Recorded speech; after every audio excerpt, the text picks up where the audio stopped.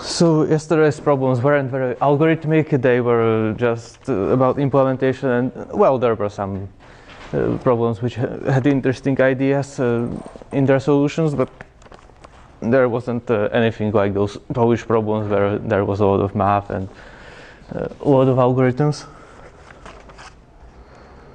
So the easiest problem yesterday was the last one, false sense of security. And it was just about an encryption algorithm where we have a string. The string can contain only characters A to Z, uppercase in the English alphabet. The comma, the underscore, period, and question mark. Each character is assigned a string in the Morse code, and the first step of the encryption algorithm is that these strings for all characters in the given string are concatenated into one. And since this doesn't give a unique representation of the result of the original string, then we need to remember what were the lengths of the concatenated strings. So, for example, if the string, if the initial string was ACM, our ACM underscore, then A is in the Morse code short long, C is long short long, long short long short, M is long long, and underscore is short short long long. These would be the four strings that are concatenated together, and their lengths are 2, 4, 2, 4. So we would have, after this first step of the encryption, we would have just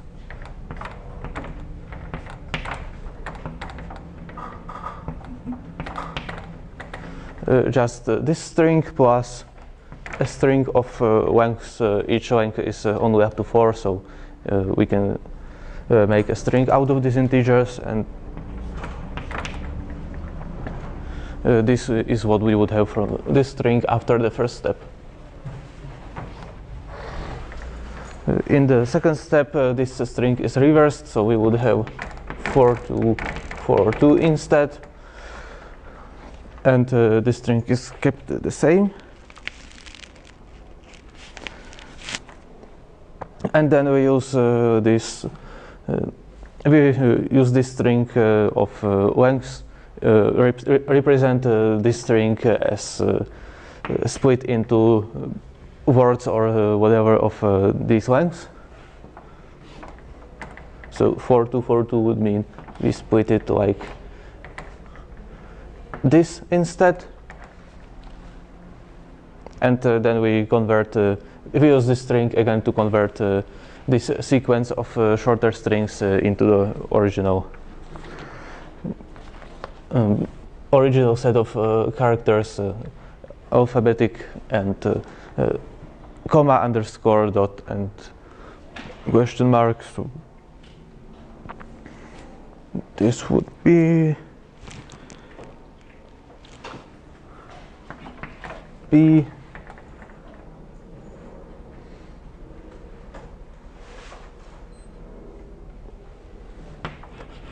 and this is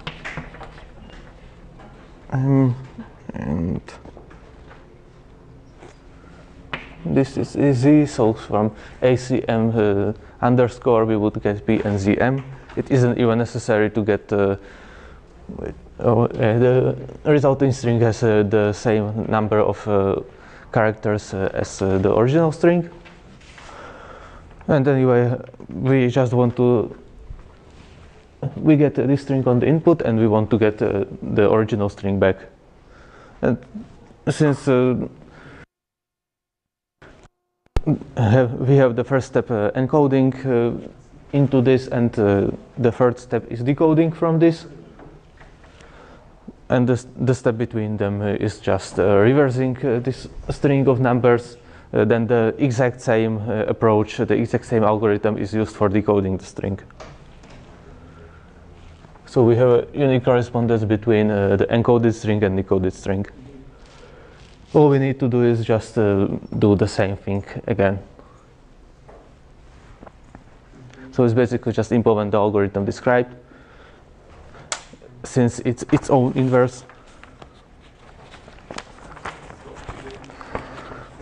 It's just annoying in implementation because all the characters have their own unique strings, and the best approach in this case is to hardwire to copy paste the strings corresponding to all characters into your code, and you can in a straightforward way you can replace each string by a character or each character by a string. Of course, it works in time linear in the size of the input, because the sizes of the strings are only small constants.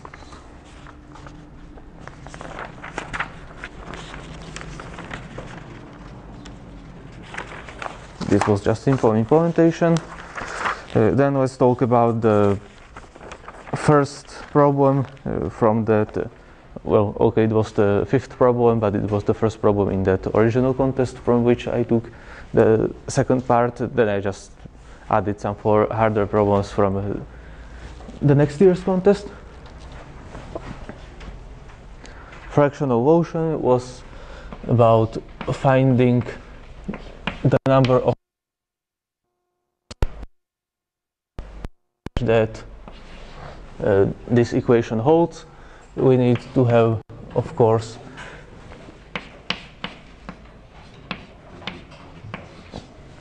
n is given, and to count pairs where the order of integers x, y doesn't matter, so we can say that we only want pairs where x is less than or equal to y, because it's the same as a pair yx.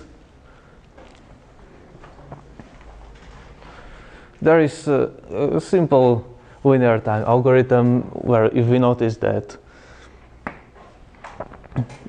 if x and y are both greater than 2n, then 1 divided by x plus 1 divided by y is less than 1 divided by 2n times 2 is less than n. So in this case, there wouldn't be any valid pair. And otherwise, if x or y is less than or equal to n, of course, we need x and y greater than n, because if any one of those integers was smaller or equal to n, then the other one would need to be negative. Or if x would be equal to n, then there wouldn't be any valid y. So we could just try all x from n plus 1 up to 2n and check, because it's easy to get from this formula that y is equal to nx divided by x minus n. This is of course positive. We just need to, for each x, we just need to check if it's if x minus n divides nx, and if this number y that we get from it if it does divide and x is greater or equal to x, so that we wouldn't count any partwise. This would be O(n) because we just try n integers. But there is a faster solution. What faster solution? Which relies on rewriting this formula. So if we multiply it by x times y times n, then we get y times n plus x times n equals x times y. Then we move xy to the other side, and we get yn plus xn minus xy equals 0. And then we can notice that these three terms are very similar as terms found in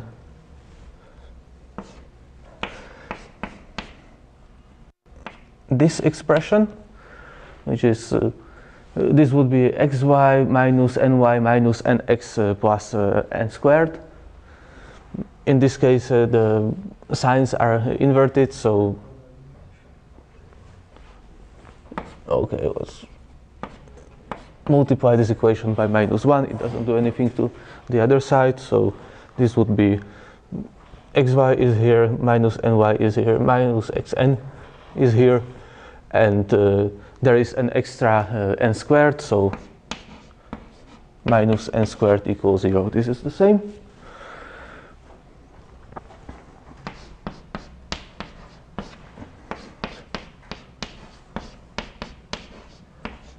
So we need to find x greater than n, y greater than n, such that this equation holds.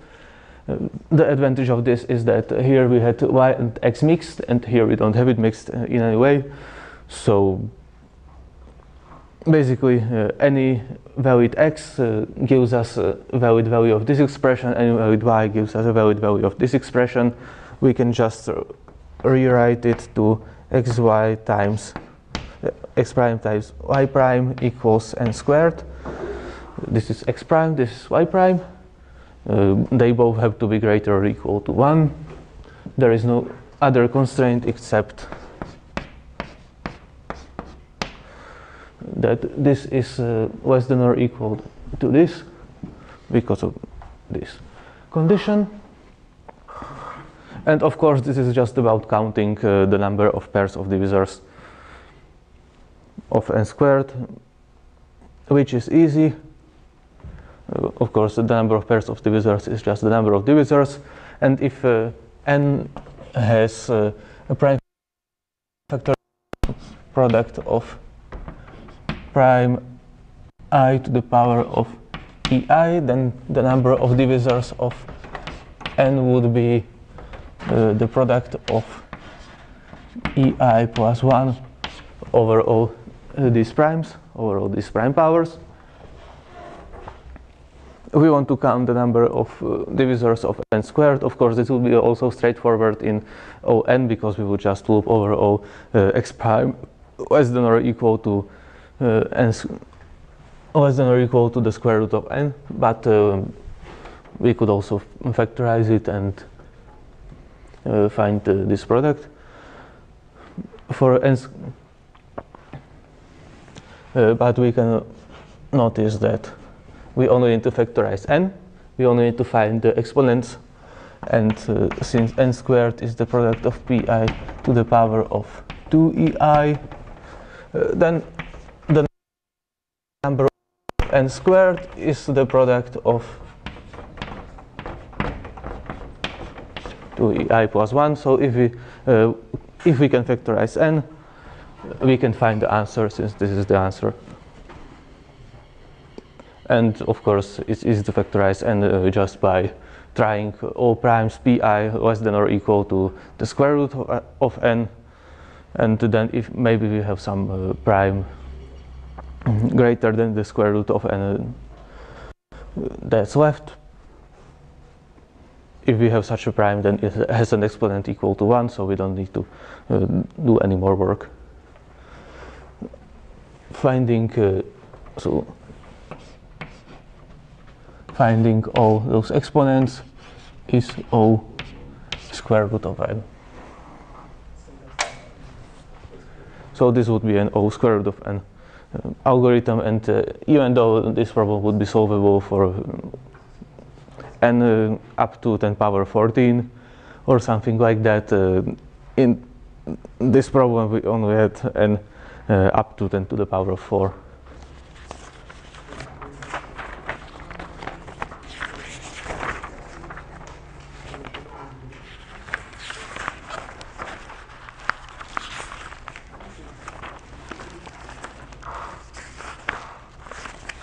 Another easy problem was, or very standard and kind of easy, was frozen rose heads, which can be formally stated as we have a graph, a tree with n vertices. Here.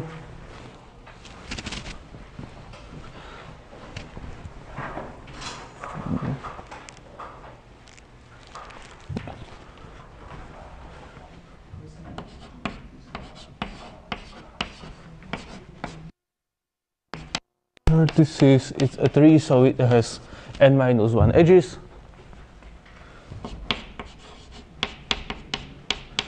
Each edge has some length, and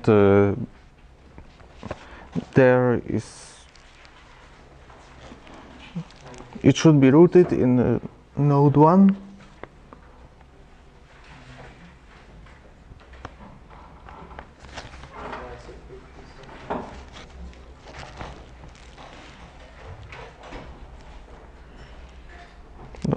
Is rooted in a node C, so root C, and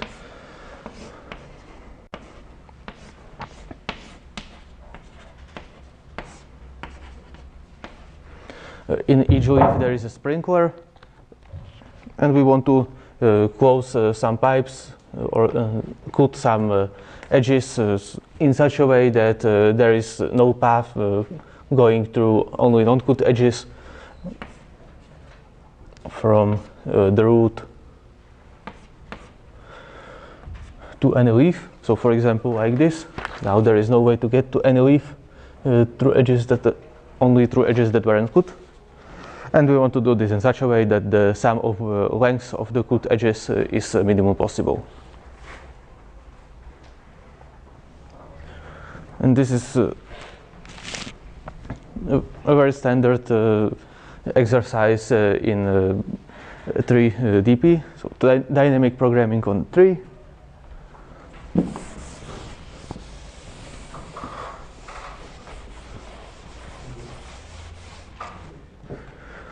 And it works like this. For each vertex, we want to find out what's the minimum sum of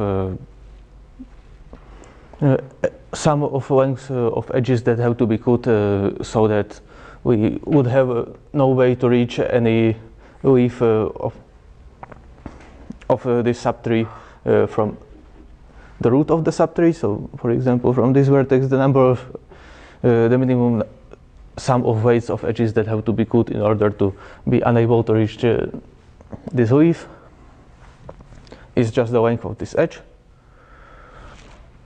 For this vertex, we would have more choices. For example, we can cut all those 3 edges and get some equal to their length. Or we could cut these 2 edges and this one. Of course, these 2 edges have to be cut anyway. For the root, for example, we could cut all edges going directly from the root to its zones, and this would guarantee there is no way to reach any leaf from the root, and so on. So dp in vertex V is sum of lengths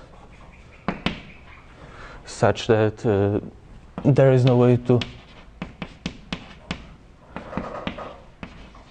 reach any leaf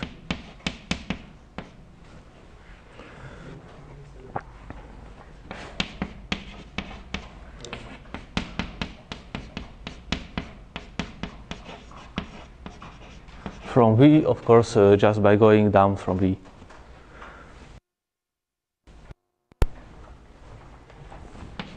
Minimum such sum of lengths. And if we want to compute this for some vertex V, I'll just say that we want to compute it for the root, and we know these dp costs for all sons of the root. Then for all these vertices, we can either take this dp cost. So if we don't cut this edge, then we have to take this dp cost and cut edges inside this subtree in such a way that there is no way to reach any leaves from there. Or we can just cut this edge, and in that case we don't take this dp. If it was 1, 2, 3, then we wouldn't take dp2, but just this length 2, length 3. So we have a formula where dp of v is the sum of minimum of either taking, this is the sum of sons, is the minimum of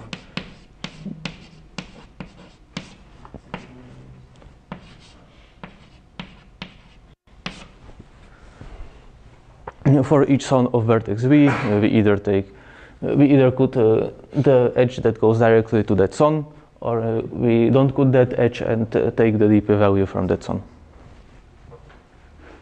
And it's obvious that this sum can be computed while we do a DFS on the tree. We those dp's for the sons recursively, and then use them to compute the dp's for that original vertex. And so, since the sum only takes as much time to compute as there are sons of that vertex V, then for all vertices together this would just take O(n) to compute. So instead, even though we have n up to 1000, so this allows some quadratics or even worse solutions, then the total runtime of this algorithm is O(n).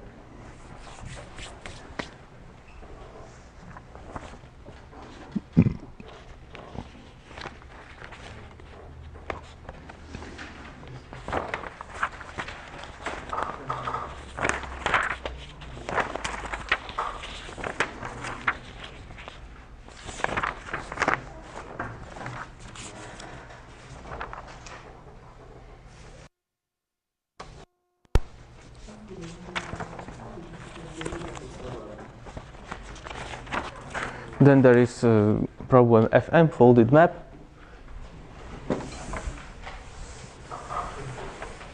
In that problem we have some 2D array of pixels. Each pixel is either white or black, and we just want to tile this array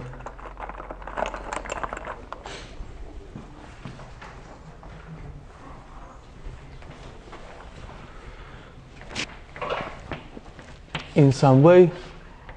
So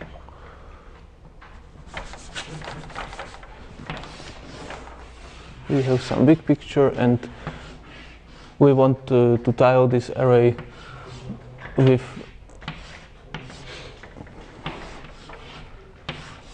some regular lattice of equal sized tiles. We can shift those tiles in any way with respect to that original picture. So if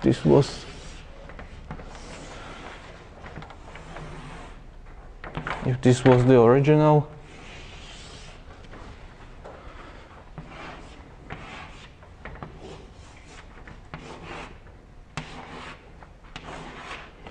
then I'm drawing this tiling as going outside the bounds of the picture, because why not? It doesn't matter at all. The tiles are some dx times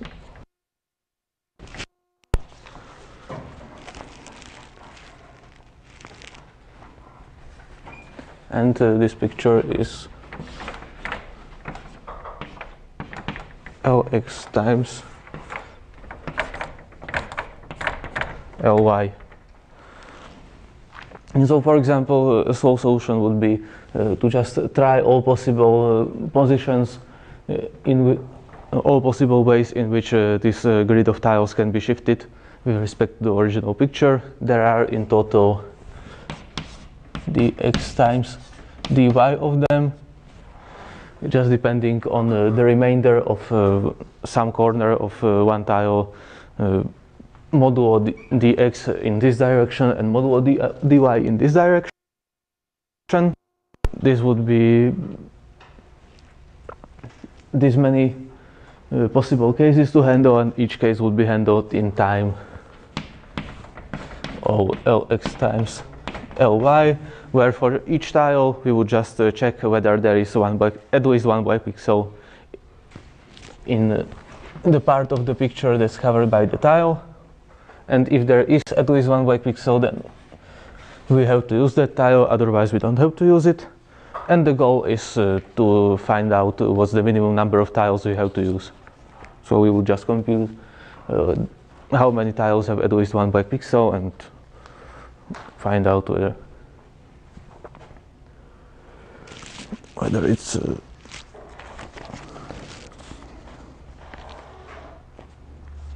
necessary to use the tile. This would be just brute force where we would go through all pixels for each tile, for each of these cases, but it can be optimized to just all Lx times Ly plus dx times dy. In quite a simple way. We just need to instead of going through all the pixels for each such shift of the grid of tiles with respect to the original picture, we would just need to instead of processing it in time dx times dy by checking all the pixels, if there is at least one black, then we would take over one time to check that. And if we could do that, then the time for checking how many tiles we need would be not Lx times Ly, but Lx times Ly divided by dx times dy, and that would be times dx times dy would be Lx times Ly. How to do that?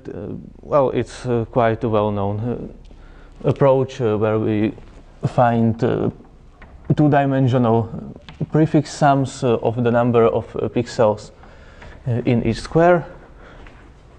So if we had, if this was the top left corner of the picture, then the number of black pixels in this square is equal, let's call it A.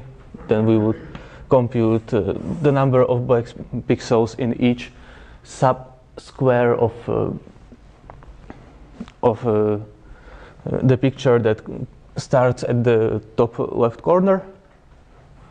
So if this big one would be B, then A is equal to, well, we add B, so we use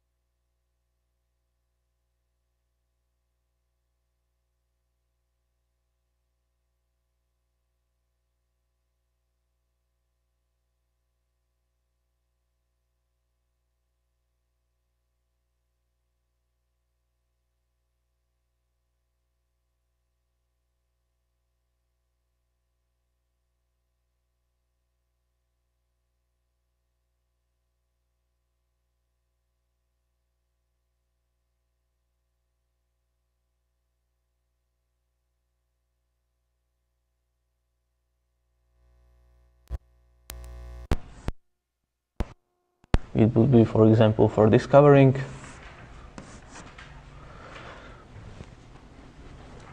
This is dy, and for such a position, that would take just using dynamic programming, we would just compute for each of those bottom right positions. For each of these positions, we would compute the number of tiles in the order in which these positions go in rows, and for each row in the order in which they go in columns. So if we want to find out what's the number of tiles we need to use up to this position, it would be the number of tiles we need to use up to this previous position. So if moving one tile to the left or dy to the left would not move us too far out of the picture, then it's just for that position that's dy pixels to the left, and otherwise if it would move outside of the picture, would move even farther depending on the implementation. Then we would just take this, for example, for this point.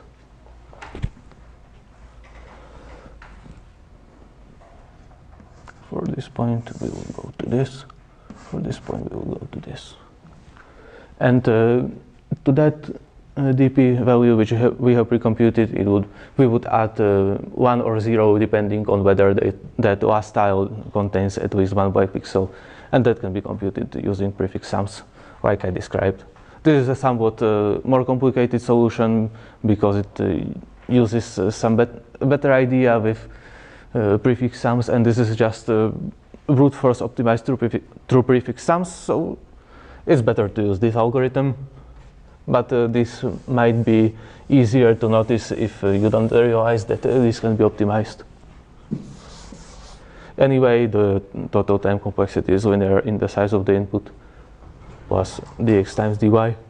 In this algorithm, we probably wouldn't even need dx times, we wouldn't even need this term.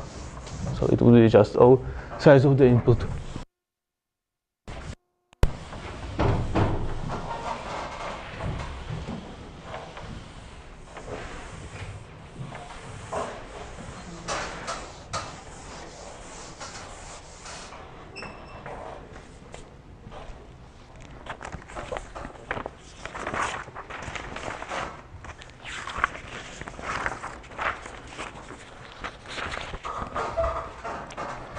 Next, I'll describe the solution to flower pots, which was one of the harder problems, but is not because it needs some ideas, some complicated ideas, but just because it's annoying to implement.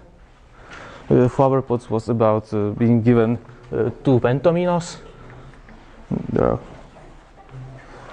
The total number of possible shapes you could use, well, you are given 2 pentominos out of 12 squared and other 2 pentominos out of 12 squared, so there are 12 pentominos without rotations and reflections.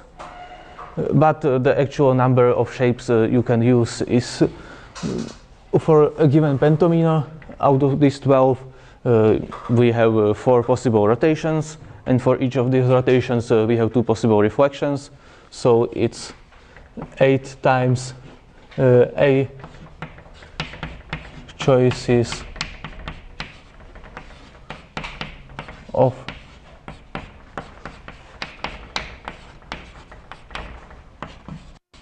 rotation plus a reflection for each shape.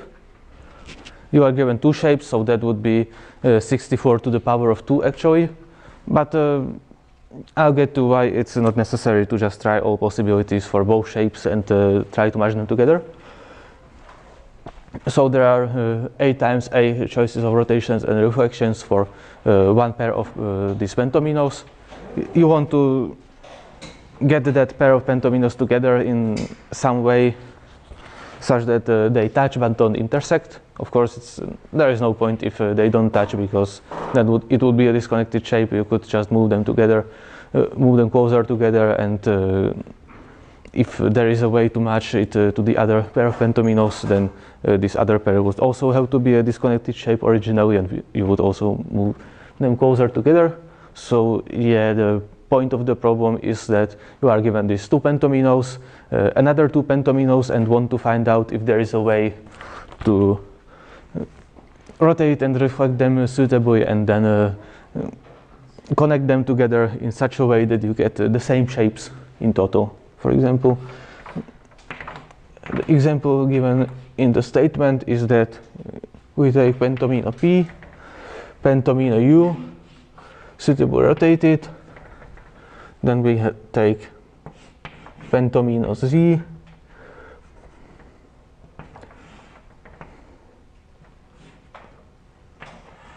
which is this, and pentomino V, and we can see that is the same shape for both. So we just want to find out if it's possible to get them together, to get this pair together and this pair together in such a way that the resulting shape, without regard for which squares belong to which pentomino originally, are the same if we move them in a correct way.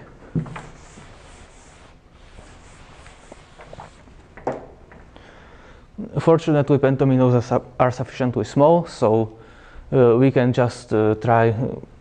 Okay, we have chosen some rotations, reflections of those two pentominos in one pair, and we want to find out what are the possible shapes.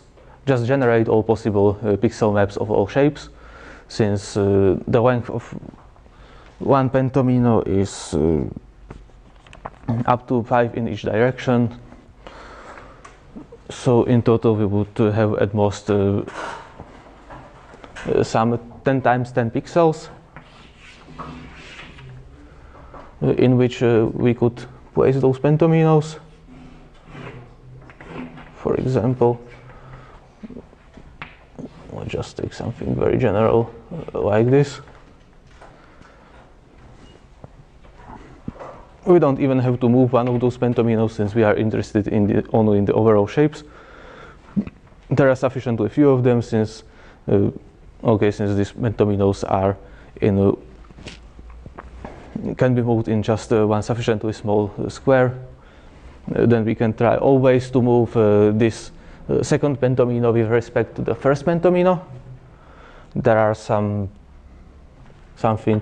like 10 power 2 translations possible.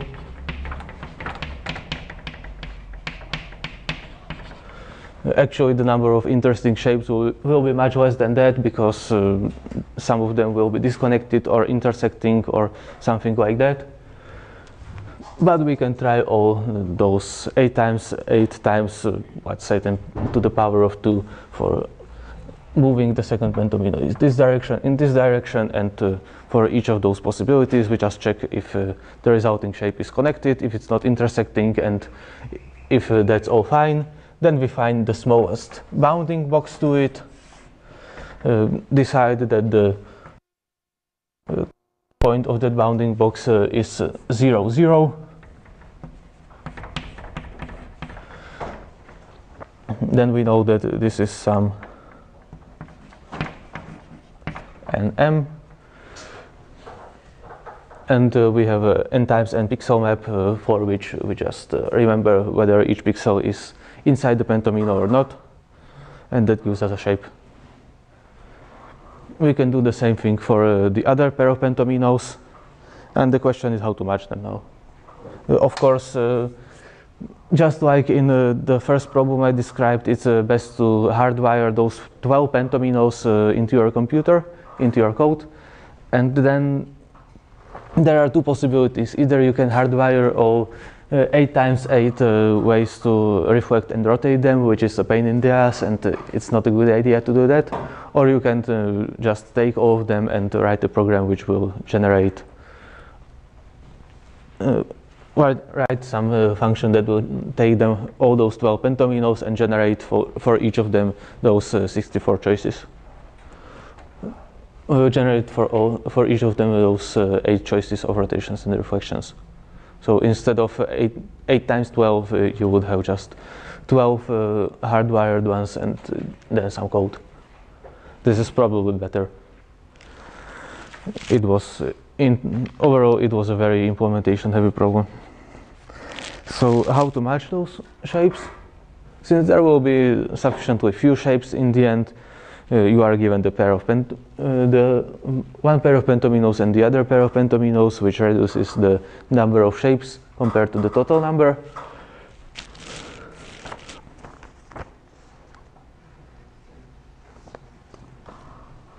And it should be possible to just try all shapes of one pair or all shapes from that other pair, and for each pair check whether they match each other. Of course, they have to have the same NM, so if we just group those pairs by the size of the minimum bounding box, then it also speeds up the algorithm if it would be too slow otherwise. Some suitable breaks for when we obviously see that the shapes aren't the same would also be useful. But there is one faster way where we only need to take all those possible shapes and not all their pairs. So that would be through hashing, where for each pixel map, for example, in this case we would have a pixel map with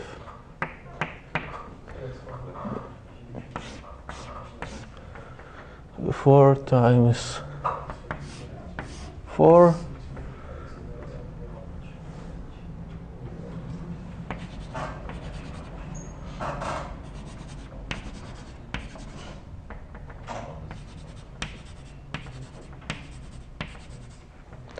We would have, and of course we again group them by NM, and when 2 pixel maps have the same N and M, then we can compute some hash of those pixels. We can, instead of having them in a grid, we can just concatenate all those rows of the pixel map. So we would have black, black, black, black, black, black, white, black, white, white, white, black, white, white, black, black, for example, for this. This is basically just a string of zeros and ones, and we can use some polynomial hashing algorithm, like from string S1 up to NM. We would take some each SI is 0 or 1, depending on the type of the pixel, and we would take, for example, the sum of SI times some R to the power of I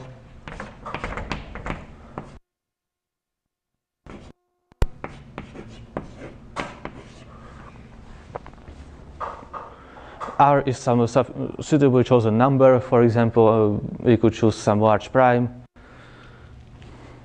maybe a prime in the first prime after 100 or the first prime after 500 or something like that.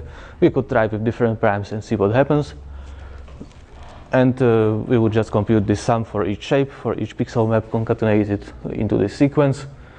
Take it modulo mod, where mod can be basically anything, let's say 10 power 9 plus 7 or 10 power 9 plus 9.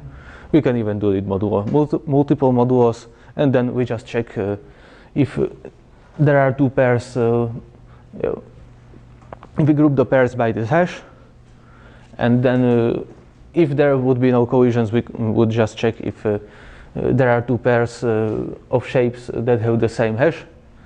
If we put the hashes for this pair for one pair in a map and the hashes for another pair in a map, this would take all log number of shapes.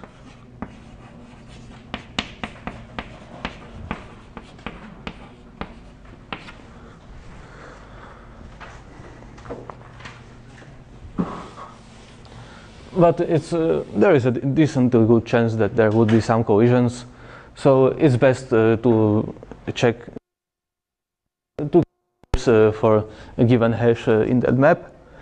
And for each value of the hash, we just look at all the shapes from the first pair of pentominoes that give that value of the hash, at all pairs from the second pair of pentominoes, all shapes from the second pair of pentominoes that give that value of the hash. And what exactly are you hashing? Because I'm confused on whether that would... this sequence, which is a sequence of, well, you have this shape, which is just a pixel map, and you concatenate the rows. So that's to 100 possibilities, right?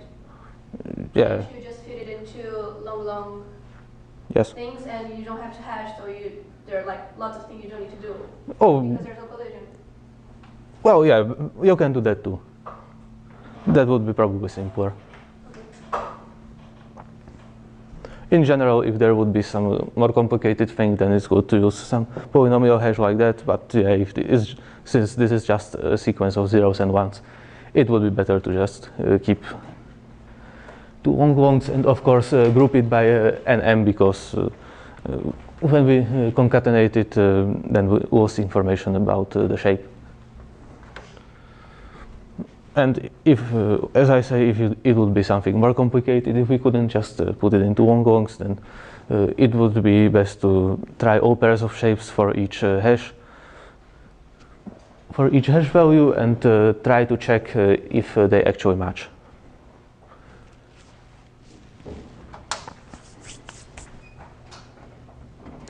So yeah, this is just a lot of implementing.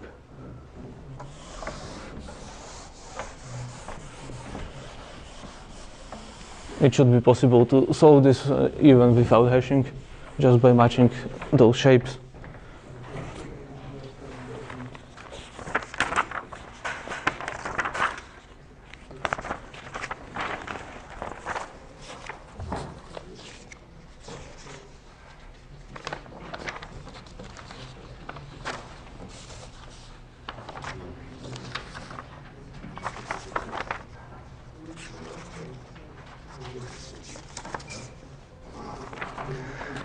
Then there's this problem, Farey nuisance. It was a problem that there was a nuisance. It's so easy to make a mistake in this and not see what cases you missed. And you really need to choose carefully how to solve it, because you can just rake up a lot of wrong answers on missing cases. So the problem is we have n vertices and m edges.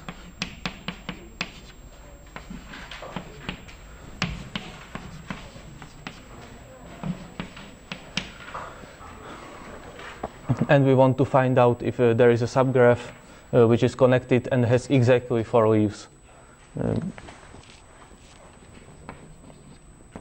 So exactly 4 vertices which are connected to just one vertex, which have degree exactly 1.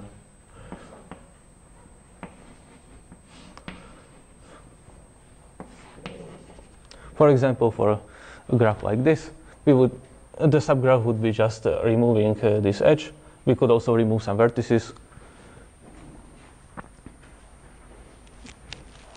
but we just want to get a subgraph which has exactly 4 leaves. Of course, if there is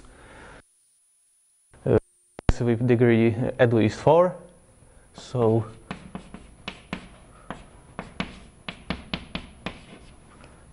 max degree is greater or equal to 4, then we just take this vertex and 4 of its neighbors.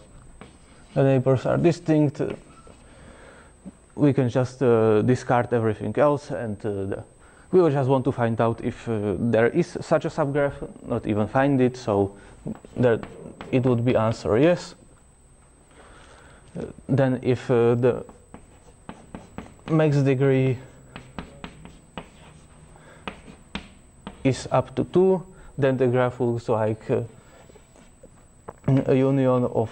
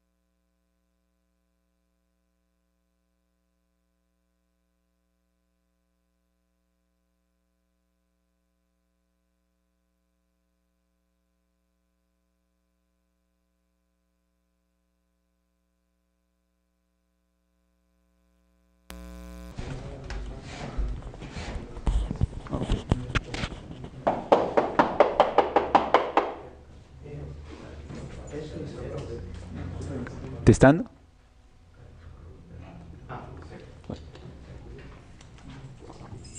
Ok.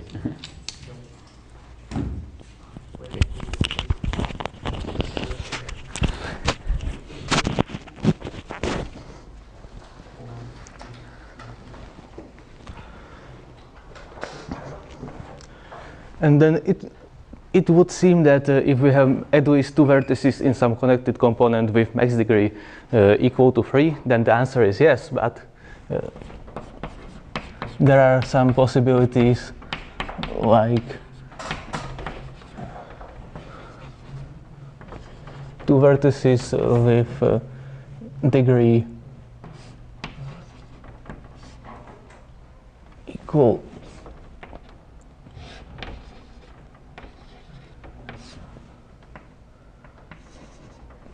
to 3, then 3 vertices with degree equal to 2. And in this case, for example, we can find 4 neighbors of those 2 vertices with degree 3 that that are all 4 distinct. But even if we take all these vertices to be the leaves of the resulting subgraph, then we have no way to connect these 2. Because, for example, this would be a leaf, this would be a leaf, this would be a leaf like this, and this would be a leaf like this. So we would have to delete all the edges between those that would connect these 2 vertices with degree 3, and we would get 2 disconnected components. So there are some nasty cases like this, and we need to really take care of what we do. It's really true that if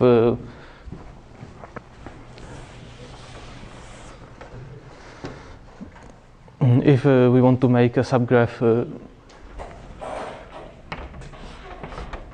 with 4 leaves, then we need 2 vertices with degree 3. If the max degree is 3, then there are exactly 2 vertices of degree 3, a path between them, and from one vertex of the degree 3 there would be just 2 leaves, and from another vertex of degree 3 there would also be 2 leaves, and there would be just a path connecting these 2 vertices with degree 3. So any graph with answer yes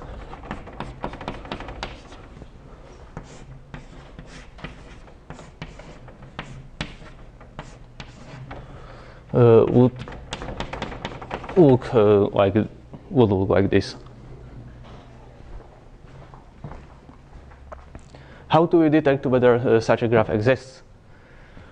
Of course, we can't just check whether there are 2 vertices of degree 3 and something nice, but probably the best way is to pick those 2 vertices of degree 3 and pick those 2 vertices from one of them, 2 neighbors from one of them that are leaves, and 2 neighbors from another one that are leaves. So always we pick which vertex is on the path between them, or that if there is just an edge connecting them, then everything is fine.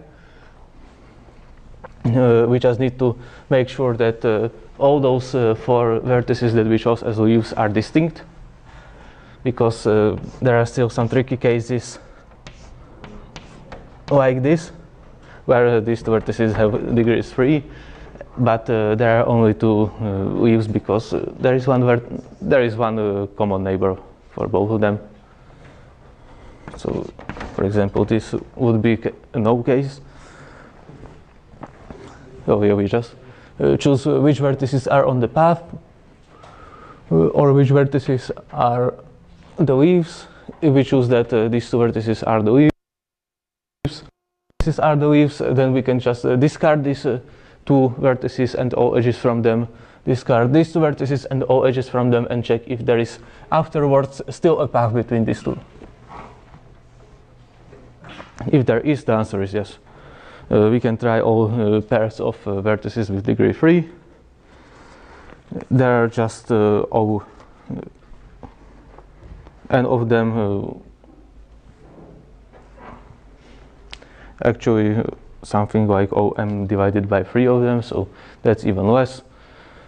A few thousand of these vertices, and the worst case of that approach would be O n squared or something like that, but with a very good constant it would be maybe 5,000 to the power of 2 or something even less than that.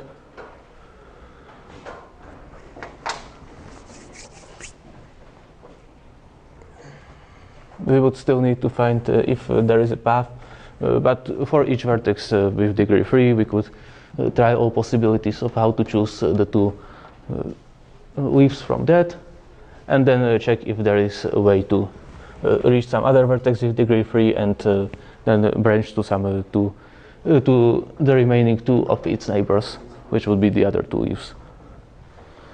So this way we wouldn't just have O n squared possibilities and for each of them take O n time or O n posem time to check if there is a path between them, but the resulting algorithm would be something like O n squared, with of course a very good constant if there are some stupid tests like very few vertices with degree 3 or very few vertices in total, or too many. If there are too many vertices of degree 3, then we don't need to try all n squared possibilities, because there is a very good chance that we will find some pair. In general, if the graph is not so simple that we take very little time, then the answer is yes.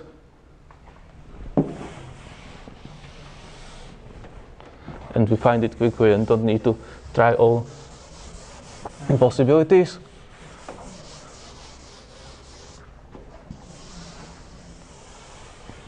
Something like counting all those ways, all those subgraphs would be more complicated.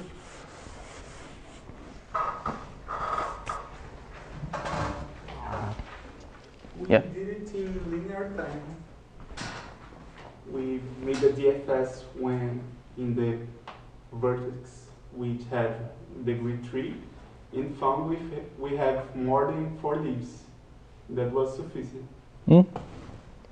Sure.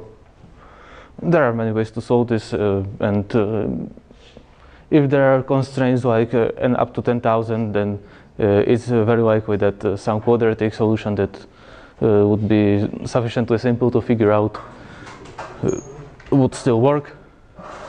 But sure, if you had a linear time algorithm, all the best for it.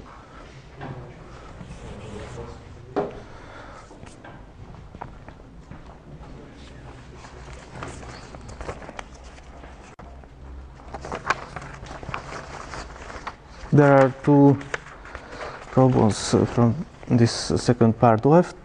So one of them is frustrated queue. The problem is that we have some queue with 2n people.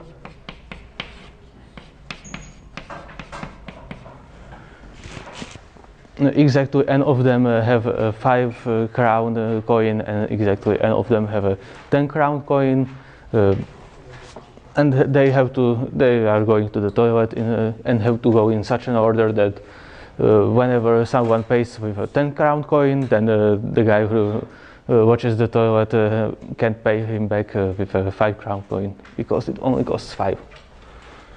And we can reorder them in some way. Those people who can be reordered are only marked with dots, because it doesn't matter in which order they are there in the queue initially, if we can reorder them in any way. And what we need to compute is the number of ways to reorder them, or the number of ways to create final ordering in such a way that it's always possible for all the people to go to the toilet and either pay with a 5 crown coin or pay with a 10 crown coin and get back a 5 crown coin. What that tells us is that if we have some order,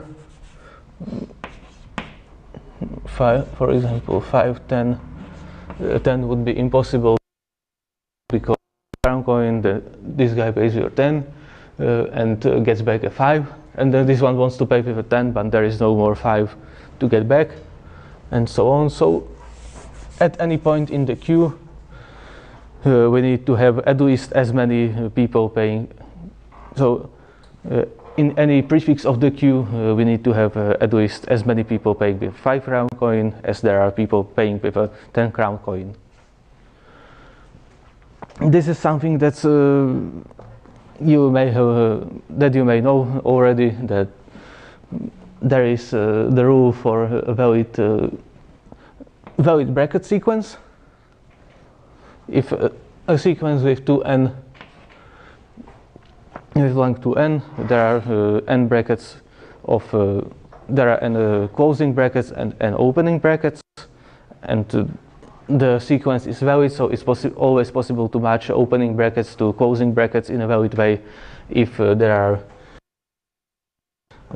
opening brackets as there are closing brackets in any prefix of the sequence. So if we replace each guy with a 5 crown coin with an opening bracket, and each guy with a 10 crown coin with a closing bracket, then this is exactly the same condition, because there are exactly n people with a 5 crown coin and with 10, and there have to be at least as many 5 crowners or opening brackets as there are 10 crowners or closing brackets in any prefix. And we just want to find the number of resulting sequences if we replace each dot in the original sequence by opening bracket and each by an opening or closing bracket, and some characters in the original sequence are either already opening brackets or already closing brackets and represent people who don't want to move anywhere in the queue. So in the resulting sequence there has to be a bracket of that type at that place. So for example, this would be impossible to because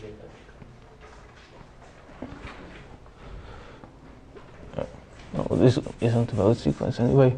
So for example, this could be replaced like this, and there is no other way to replace those two dots. This one has to be an opening bracket because the first one has to be an opening bracket, and then we have 2 opening ones and 2 closing ones. So the second dot must be replaced by a closing bracket.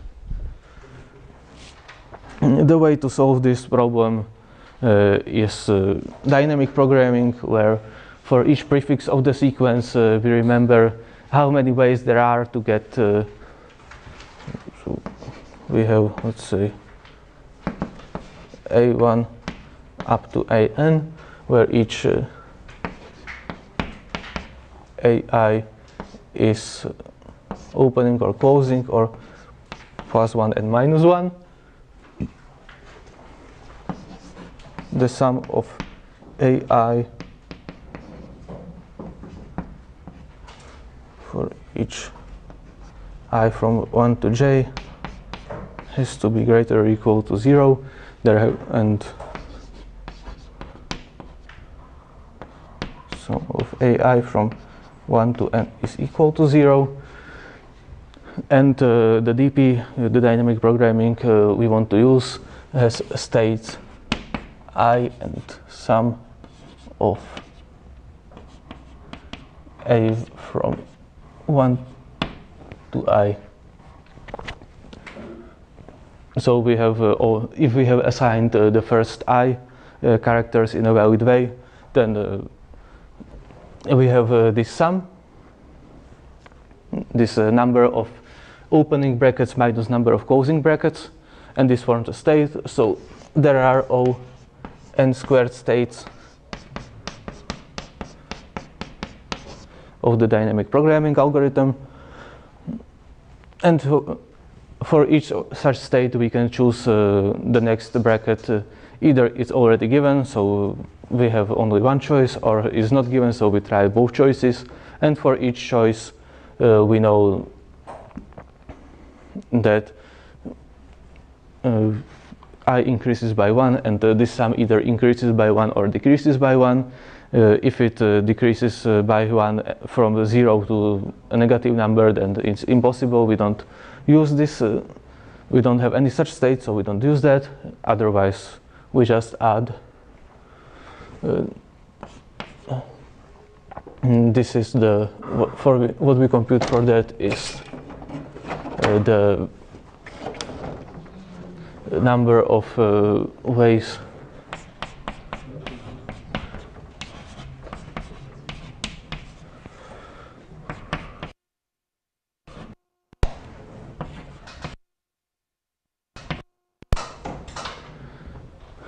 to get this state.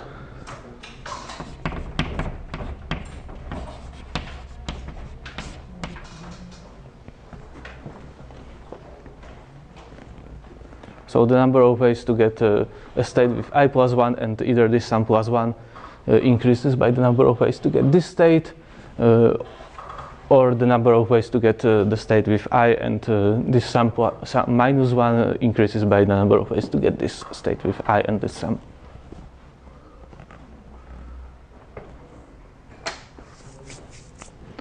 Since there is only one state transitions for each state, then the total time needed to compute all states of this DP is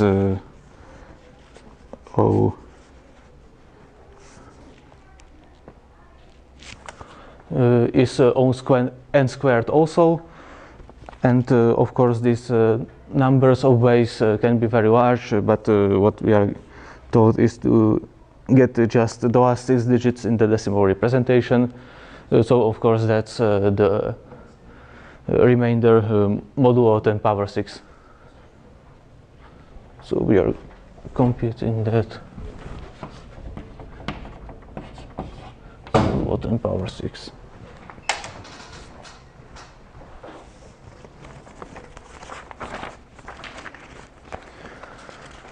Then there's the last problem, fence orthogonality, which of course is the last problem, so it's geometry.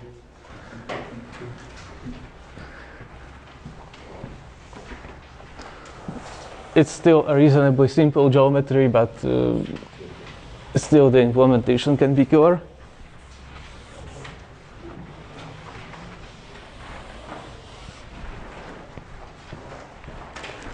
The problem statement is just that we are given points on a plane, and we want to find the bounding box with minimum perimeter. The bounding box doesn't have to be aligned with the x and y coordinate axis, so we can rotate the picture in any way and then get the bounding box. Or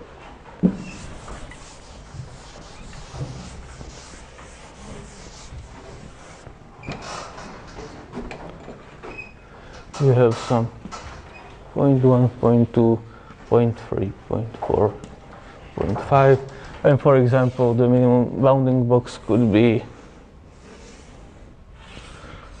could look somewhat like that.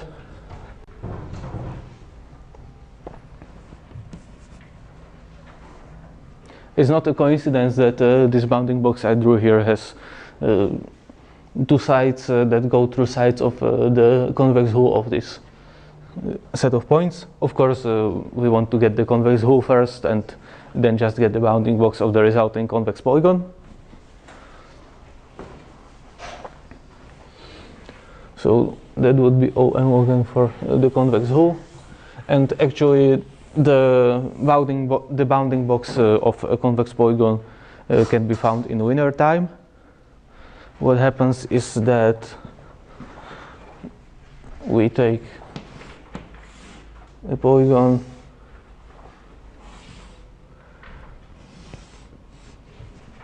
for example like this, and now we start for example with one side of the bounding box, of the possible bounding box, and if we have the orientation of this one side, then it's easy to just find the projections of all points to this line, and this gives us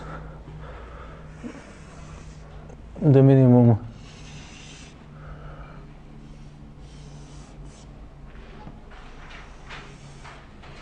two perpendicular sides to this one side, and find the most distant point from this line, and this gives us the last side of the bounding box.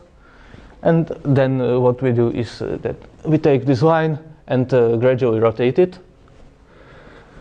So if, for example, when we rotate it like this, then the bounding box is moved.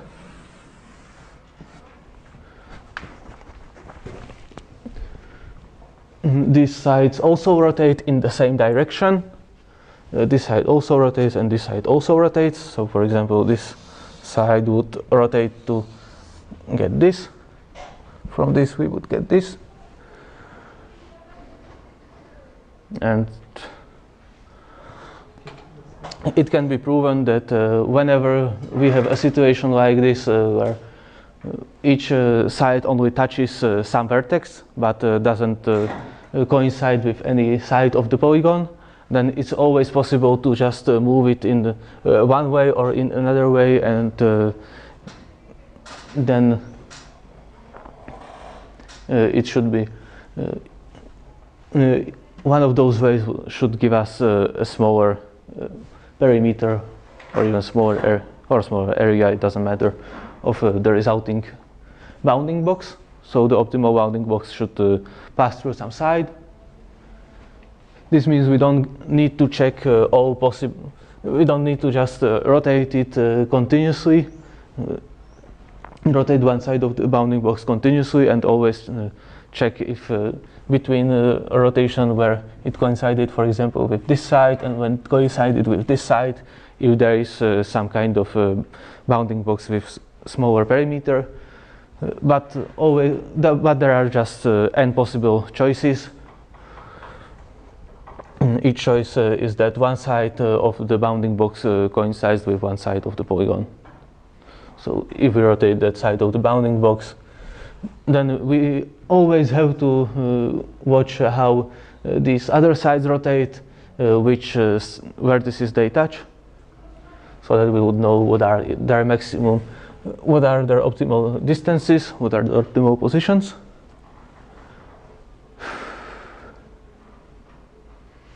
That can be done with some two-pointer algorithm. Again, there is a lot of implementation there where we need to watch out for what happens when that side starts touching, for example, instead of this vertex, it starts touching this vertex in the optimal position. But still, as we rotate this side, then the vertex which it touches also rotates, and for all these four other sides, the vertex it touches also rotates in the same direction. So there are just four pointers, one for this side and each for those three other sides, and we just need to watch how those pointers to a vertex which a side touches move. And for each touch of one side of the bounding box with one side of the polygon, we just need to see what are the positions of the other three sides and compute the perimeter. Compute the intersections of these sides, the distances between those intersections, and get the perimeter. It's a lot of geometry, a lot of. The idea is fairly simple. So this is O n log n plus n, where the n log n is just sorting the points so that we could get the convex hull.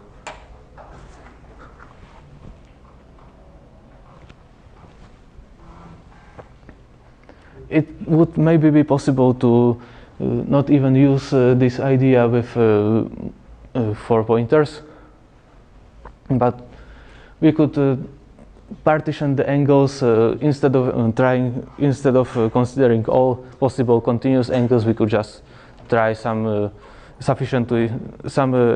discrete angles with sufficiently small differences. So, for example, after each half degree, we would check what's the perimeter of the resulting bounding box. We'll just rotate the original polygon always by a half degree and then check what's the bounding box, then rotate by another half degree and check what's the bounding box, etc. Since this polygon has really small, then this would be quite cheap in time, and this wouldn't give us an optimal answer, but we would get some good information about which are approximately good angles for the rotation of this bounding box. And for each of those half angle ranges, we could, for example, partition them into some smaller parts and try all of them, or try binary searching in each of those half angle ranges. And that has a good chance of passing. It's simpler in implementation, but it's still annoying geometry, so hard to say. This was the only problem I didn't solve when I was doing that contest in 2013.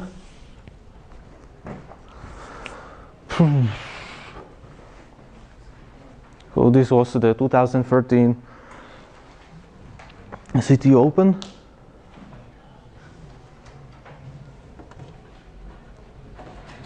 Then there are 4 problems from 2014 City Open. The 4 hardest problems from there, it seemed. The first of these problems is picture validator. It's about having some set of drawn lines. Okay, we have some robot that moves on a 2D plane, and either it just moves without drawing a line or moves with drawing a line. So we just have some pairs of points and line segments between them.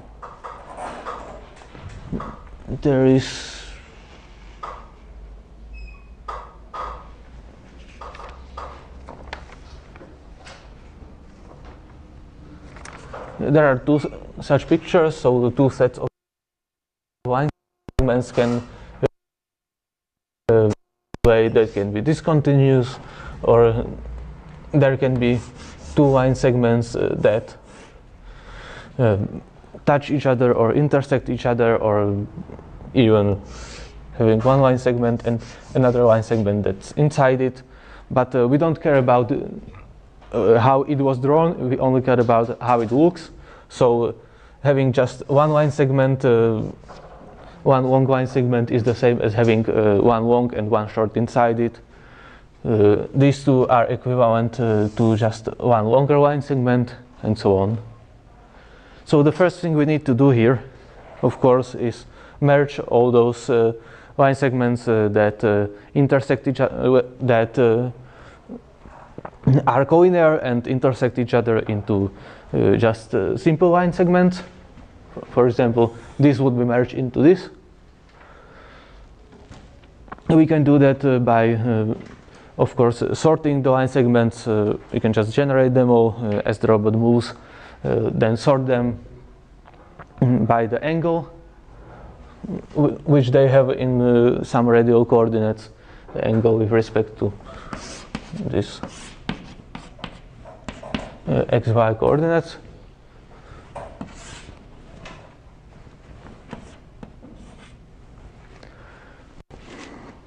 Then for the same angle we can sort them by their position. So for example, if we have lines with this angle,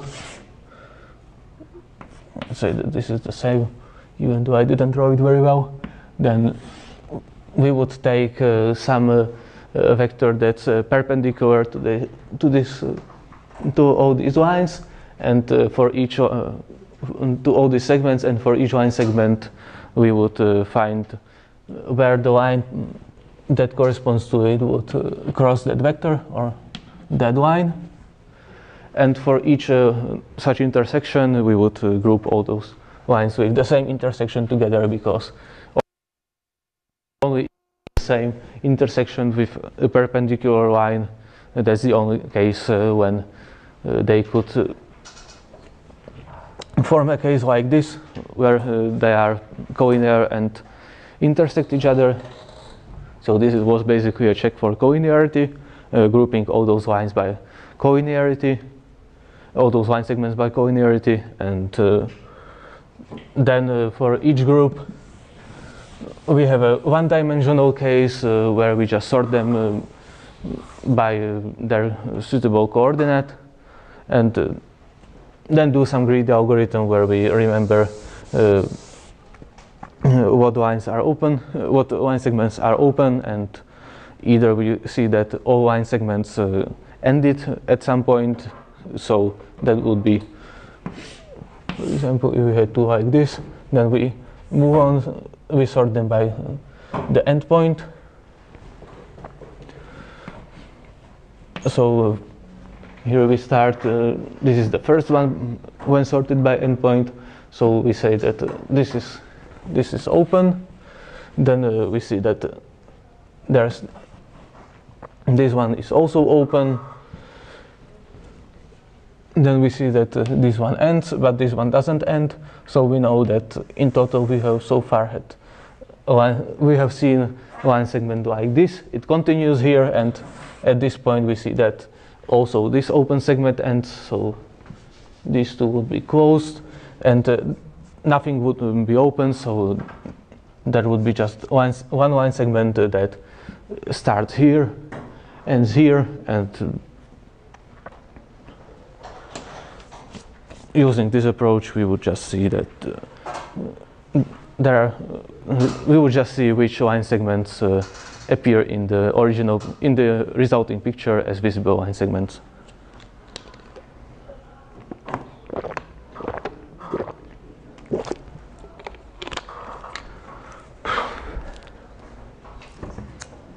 Next,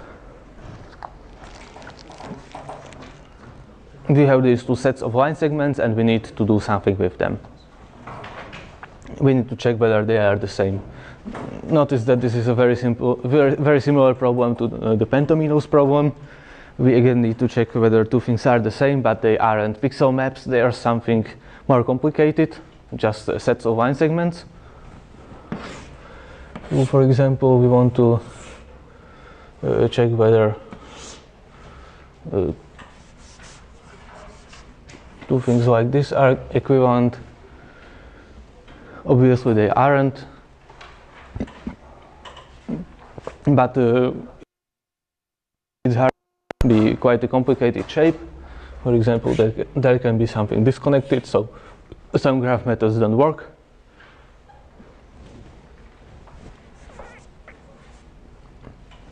And what we could do is just try pairing all line segments, because there has to be a pairing. Since they are actually visible line segments, then each one from this picture has to be matched to each line segment in this picture. So for example, if there would be some matching thing, then this one would have to be matched to this one would have to be matched to this one, and this one to this one. So we could take this line segment and try matching this one to each of those in this picture. Of course, we can check whether the number of line segments is the same. That would help us in some cases. So for each match of this fixed line segment out of all this O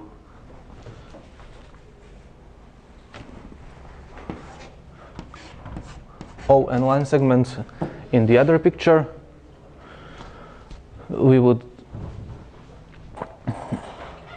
this would give us uniquely a rotation and translation of this picture to this picture, since we know that, for example, this point corresponds to this point.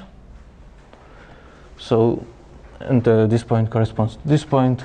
This would give us a translation, and the position of this point with respect to this compared with the position of this point which with respect to this would give us a rotation. And when we have the fixed rotation and translation, then we just need to check whether all the line segments, then we just need to match the coordinates when we rotate and translate this picture. The coordinates of endpoints in this are moved, and they have to correspond to coordinates of points in this. And when we match those, we just need to check whether there are for each line segment in this picture there is a corresponding line segment in this picture. This matching would take ON log n, something like that time. So that would be at worst an ON squared log n algorithm, which would be good enough to pass if we can get through the implementation, get through the pain in the ass geometry, and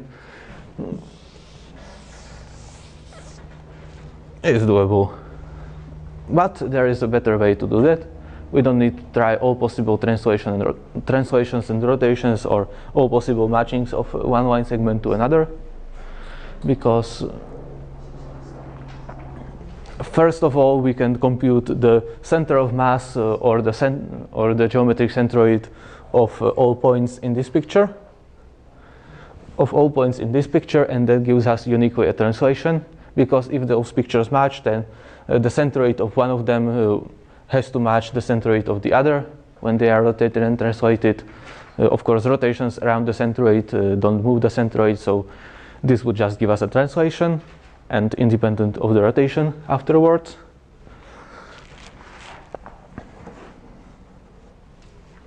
So we have one segment, let's say just this is the centroid xc yc, where if the points if the endpoints of all segments are xi yi, then x is the sum of xi divided by the number of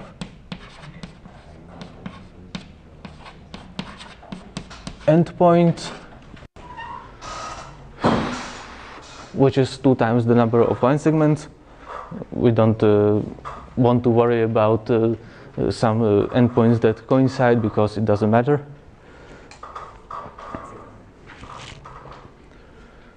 So this would be the x coordinate of the centroid is the same formula for the y coordinate of the centroid, and if we can match the centroids, then we still need to find out what's the optimal rotation.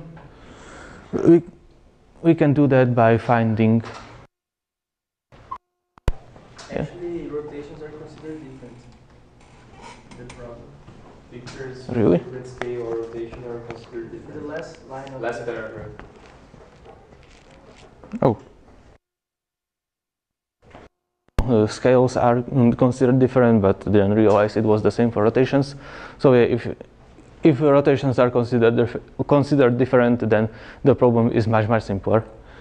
And if they were considered the same, then what we would do is take all angles of endpoints with respect to the centroid in some coordinate system, and take the sum of all these angles. So this would be, for example, alpha 1, this would be alpha 2, and we would take the sum of these angles for one picture with respect to its centroid, for another picture with respect to its centroid, and since the sum of angles has to be the same, and the sum of angles is unique and doesn't, well, it rotates just like just as we rotate the pictures, then matching the sum of angles of one picture to the sum of angles of the other picture would give us the right rotation, and then we would just have to check just like I described before.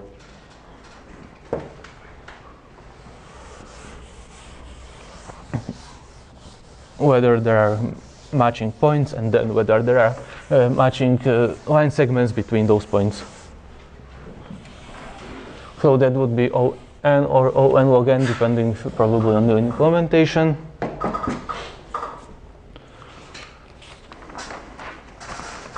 And that's it for that problem. And the next problem, there was direct visibility. Again, geometry, this time 3D geometry, because why not? There was this quote by Mimino, one of those badass Slovaks, that what was it like, that 3D geometry is nasty? Something like that.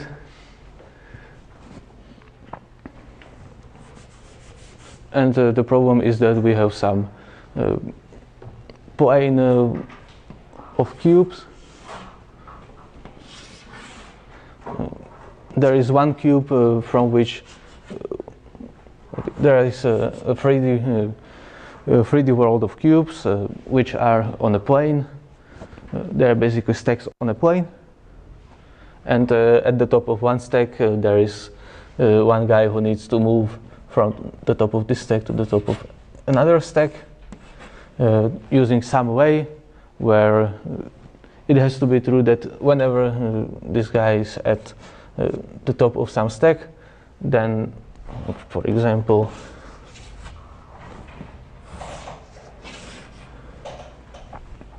here is the starting point. He's here, and here is the finishing point. There is a receiver tower at the starting point and at the finishing point, and at any point when this guy is at the top of some stack, then there has to be a line from the top of this stack to at least one of those receiver towers. For example, in this case there isn't a straight line to either tower because there is some dirt, there are some cubes in place in the way.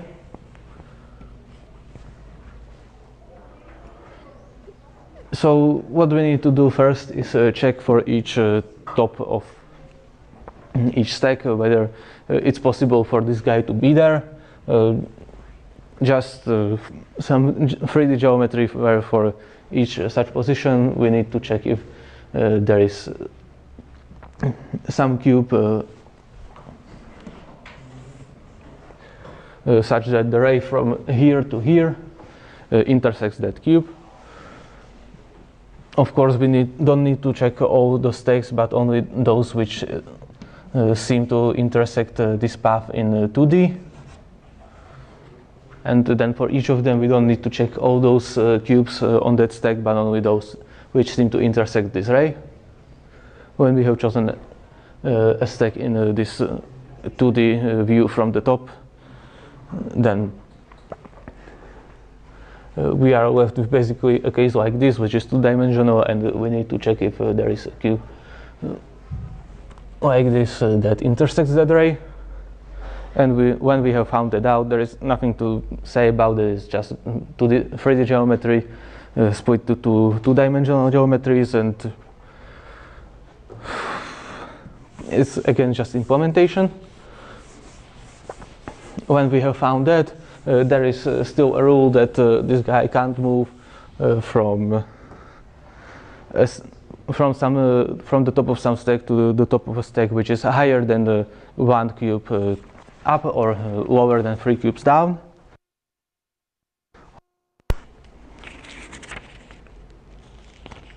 There are some more rules about how when the ray between that guy and receiver tower goes in the space between 2 cubes, even though there should be dirt between them, then it's possible, then it's an allowed case. It's like there wasn't any dirt on the surface of those cubes, even though there are cubes adjacent to each other, so that's quite weird. There's a lot of cases to watch out for where whether the ray only touches some cube or it actually intersects it.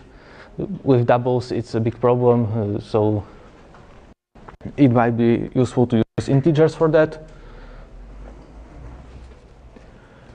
And then what we need to find out is either the shortest path in the number of steps or the number of stacks he needs to visit, or decide that no such path exists. Whether he can get there. For each pair of stacks we know if he can move from one of them to the next one. So this gives us a graph with size equal to the number of vertices and number of edges equal to all size of the input map, the number of stacks on the input map. So we just do a BFS on that graph. There is nothing interesting afterwards. Then I'll talk about problem colony, which is that we have some we have a plane of we have a hexagonal grid on a plane, and there are some groups of cells which are connected. For example, like this, there are t possible groups, t possible these complexes, and we want to make a new complex which is also connected out of them in such a way that it has at least p windows. It wasn't clear whether it was at least p or exactly p, but it turns out that it's at least p, even though the problem statement suggested it was exactly. Since it's at least, the problem is a lot simpler, and actually we don't need to try some ways to take two complexes and put them together. So for example, we could put two complexes that look like this together. This would remove one window from here and one window from here, and the total number of windows of this would be the sum of windows in this complex 1 and the sum of windows in complex 2, so minus 2. So the total number of windows in the merged complex would be the number of windows in one complex plus the number of windows in another complex minus the number of windows which in sides by which they touch, which has to be at least 2 because they touch at least with 2 sides in total. One side from one complex, the other side from the other complex. So this is at most this number. And actually it turns out that we don't need to try all those ways to attach the complexes and check how many windows are lost in that, because there is always a way to get exactly this W1 plus W2 minus 2. So only 2 windows are lost because they are connected by one side. It's always possible to connect two complexes just by one side. This gives us a bigger complex, and that can be connected with some other complex by just one side, and so on. We want to find the minimum number of complexes in total. So it's obviously optimal if we need k complexes, then we should take the k complexes with the largest numbers of windows, and the resulting sum will be sum of W1 up to k minus 1 times 2, because whenever we merge two complexes together we lose 2 windows, and there are in total k minus 1 merges, so that we would make one complex from k of them. So we just sort the complexes in decreasing or non-increasing order by the number of windows they have. Of course, for each complex we still need to find out how many windows it has. or in other words, how many pairs of its cells are adjacent to each other. So that's still an annoying part.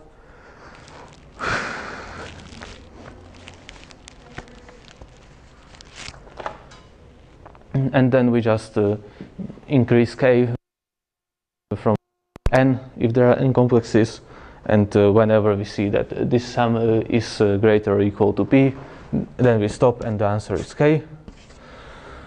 And if it's smaller than p, even if we take k equal to n, so we merge all complexes, then the answer is that it's impossible.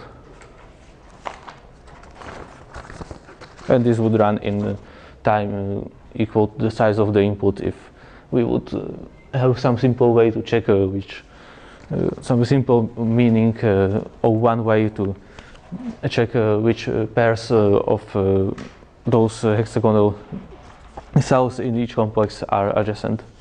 So to compute the number of windows.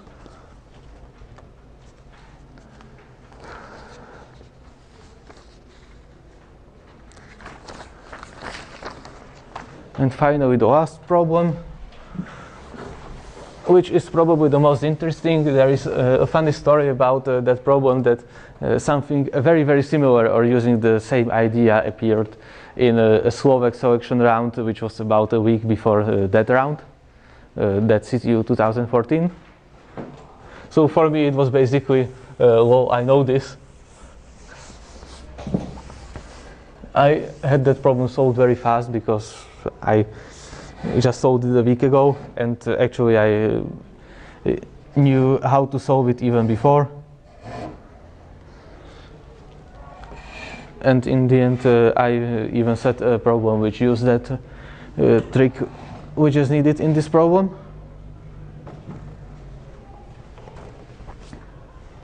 So the problem is like this. We have a tree with n vertices. The tree is unrooted.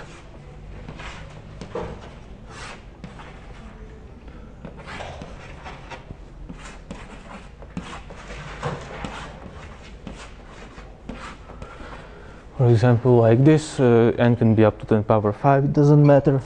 In this case it was up to 10 power 4, I don't know why they have such low constraints. The machines weren't so weak, so it's weird.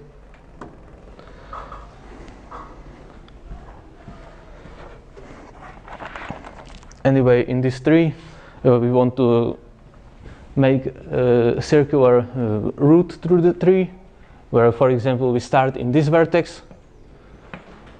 So this will be vertex 1 of the route. And then we go to this vertex, so this would be vertex 2. Then we would go to this vertex, this would be vertex 3. Then to this, it would be vertex 4. Then, for example, here it would be vertex 5, 6, 7, 8, 9, 10, 11, and back to vertex 1.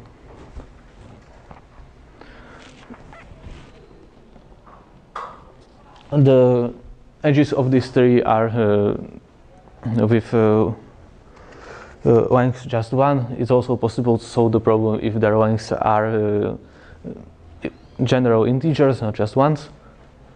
But in this case, it's even simpler. Anyway, what we need to do is find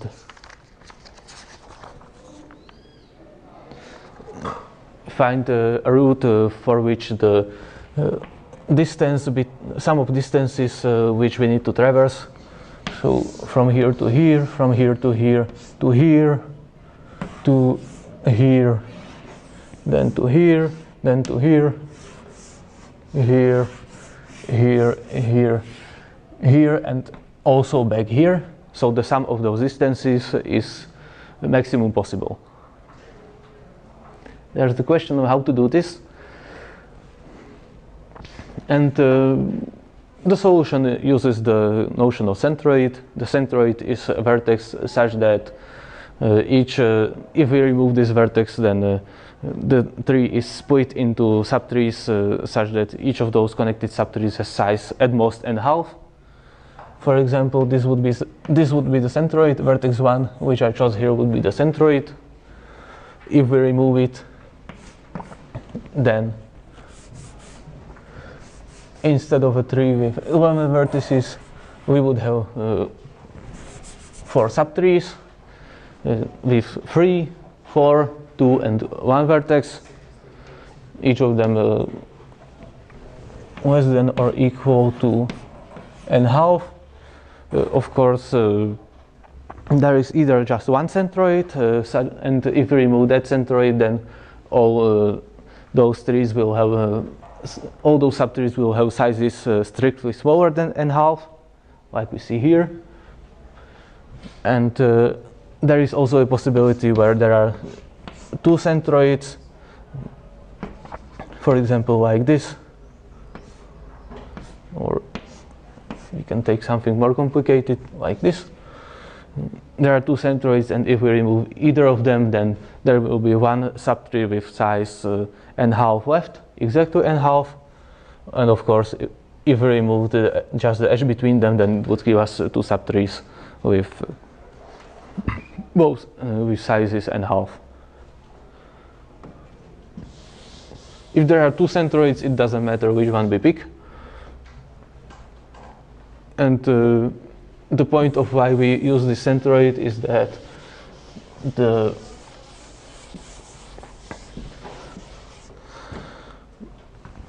for example, we have a centroid like this, and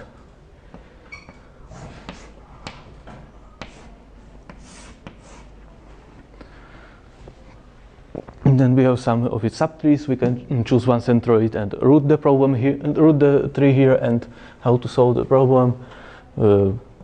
Okay, we start here, go to the subtree that has the maximum number of vertices unvisited so far. So for example, to this vertex, it doesn't even matter to which vertex we go here, but then we can go back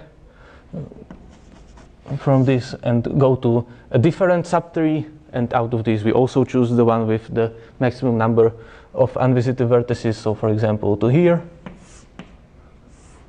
So this would be 1, 2, we will go here, then we will go here, so it would be 3. Then we would go back, then we have unvisited number of vertices 2, 1, and 2. So for example, back here to one of those unvisited vertices, so this would be vertex number 4. Here we would have number of unvisited vertices 1 now. Then we go back from vertex number 4 to the centroid, to the root, and then to a subtree with the maximum unvisited number of vertices, which would be this one, now uniquely. So for example, here this would be vertex number 5. Then we would go back here, and all 3 of them have now one unvisited vertex. So since we can't go back here, we would have to go either here or here. Let's say that this will be vertex visited as number 6. Then we get back here again. Then for example here, this would be visited as number 7. And now we would go again back here and again down to some vertex which would have the next number, so number 8 in the order in which they are visited. And then we go back to vertex 1. Why is this optimal? So for each edge, notice that we can only cross this edge as many times as there are the minimum number of vertices on one side of that edge and the minimum number of vertices on the other side of that edge. Since this is the centroid, then if we take, for example, this edge, then the number of vertices on the bottom side of that edge is always smaller than the number of vertices on the top side, because this subtree has size at most n², so this subtree has size at least n². Or for example, for this edge, the number of vertices on the bottom of this edge is 3, and the number of vertices on the top of this edge. So this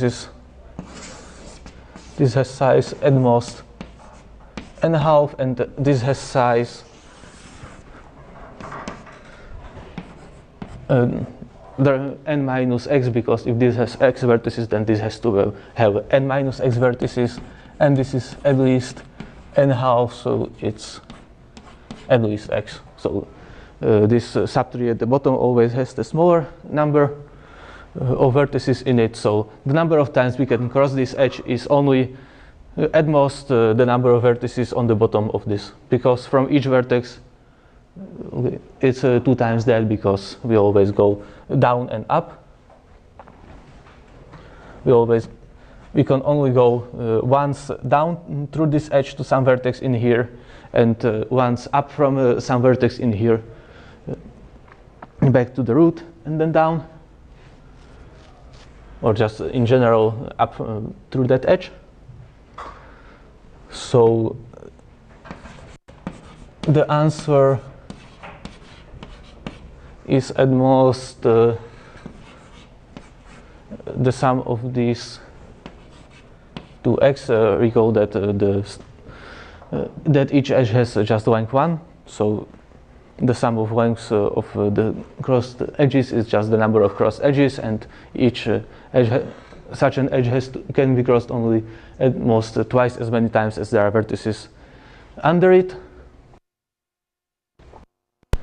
And you can notice that since we went always from the centroid down and then back up to the centroid and then again down and so on, then we cross this edge exactly as many times. So this would give us an answer equal to that sum. Sum over all edges. We aren't supposed to find the sum. This would be even easier than the problem we actually have. We're supposed to find the order of vertices in which we traverse them. So basically that algorithm I described, always pick one vertex from one of the subtrees of the centroid of the root that has the maximum number of unvisited vertices and isn't the same in the same subtree as you picked last time. The first subtree should be just the one with the maximum number of unvisited vertices, so the maximum size.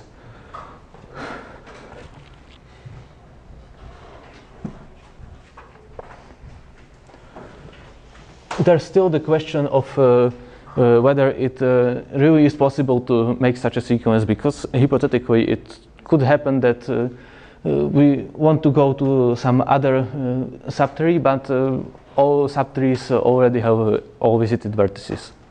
It turns out that it isn't the case, since we always pick the largest, pick the subtree with the largest number. There is a fairly well-known problem where we have some array of numbers a1 through an, and in one step we want to subtract 1 from ai and from aj. So ai to ai minus 1 and aj to aj minus 1, and we can never subtract 1 from a number which is 0, so no number can drop below 0, and we want to get all numbers equal to 0. And it can be shown that if the numbers are, after each step they are sorted by their size, then if we pick the largest number and the second largest number, then it's always possible to do that, and it has a relation to making a graph with these degrees. And it can be shown that this problem has basically the same proof as why it's always possible to create this valid sequence. This is of course with I not equal to j. And it can be implemented using a set or a priority queue or something like that in O n log n time. After we run a DFS from the centroid, there is a simple way to find the centroid that may be slow, but it shows us that the centroid always exists, so you can think about it. And we can find the centroid just by running one DFS, then checking for each vertex what are the sizes of its subtrees and the subtree that's above that vertex. So for example, for this vertex we would check what are the sizes of this subtree, and of this subtree. So all subtrees that are created when it's deleted, and check whether it satisfies the centroid property, and that would be just in linear time. Finding the sizes of all subtrees of the centroid would also run in linear time, and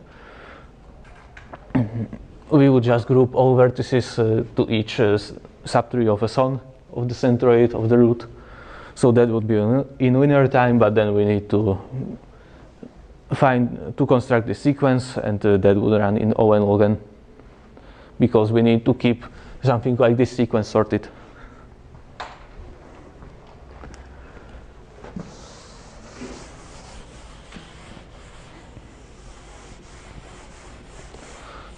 So we have gone through all the problems. I'm sure there is still plenty of time left. And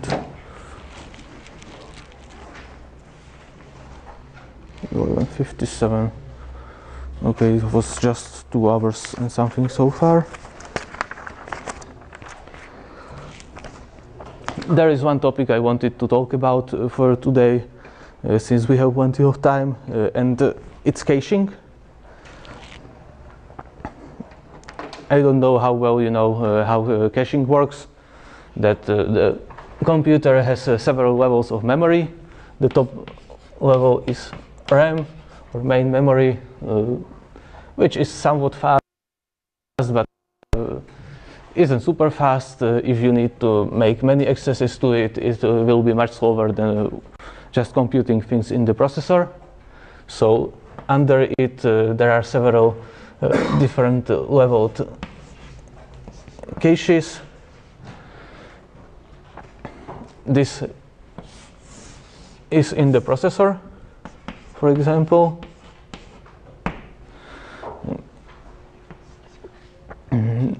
For more complicated multi-threaded multi-core processors, L2 and L3 cache would be common for all cores.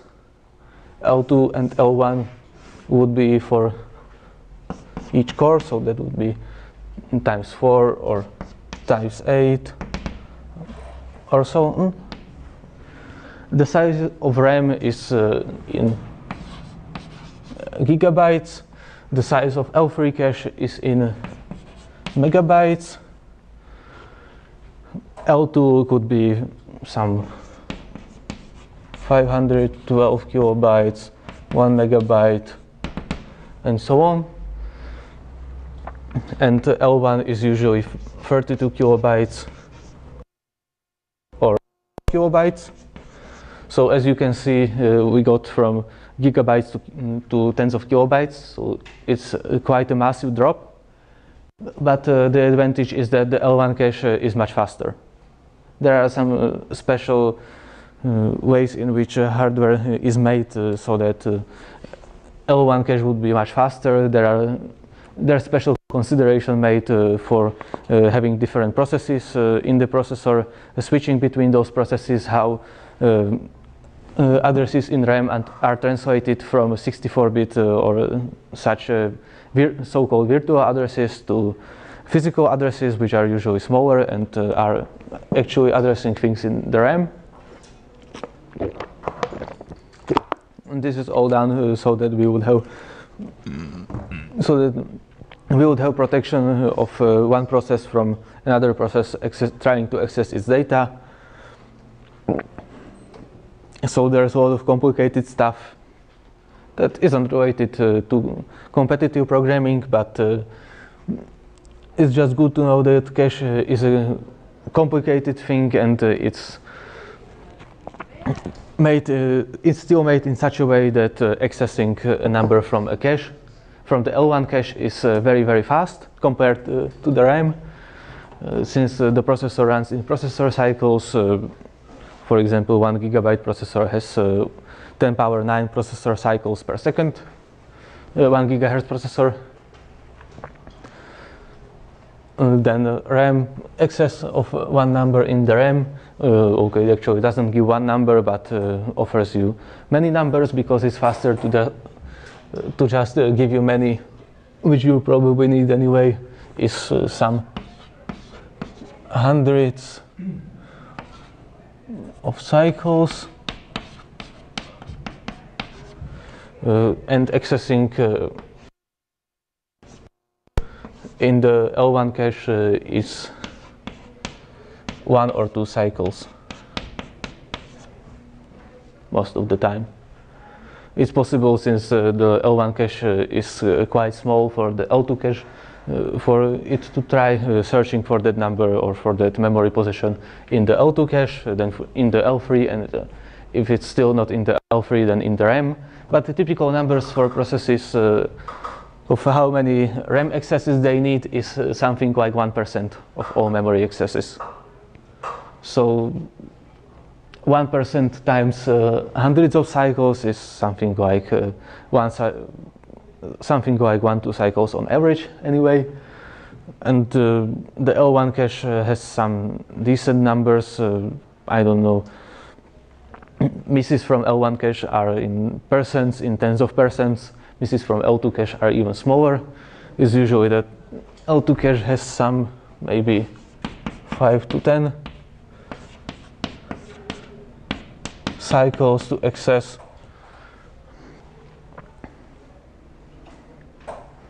L3 has more, some maybe tens of cycles, and RAM has hundreds.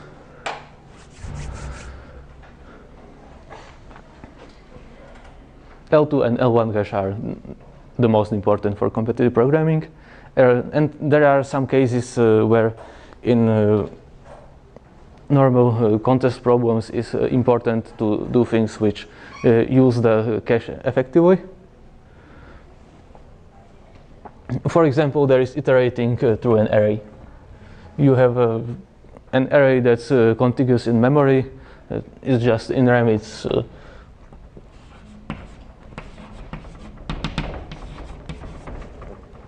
the numbers, for example, numbers from 0 to 2056, so 1 byte numbers in memory go one after another, or just 32-bit int or 64-bit int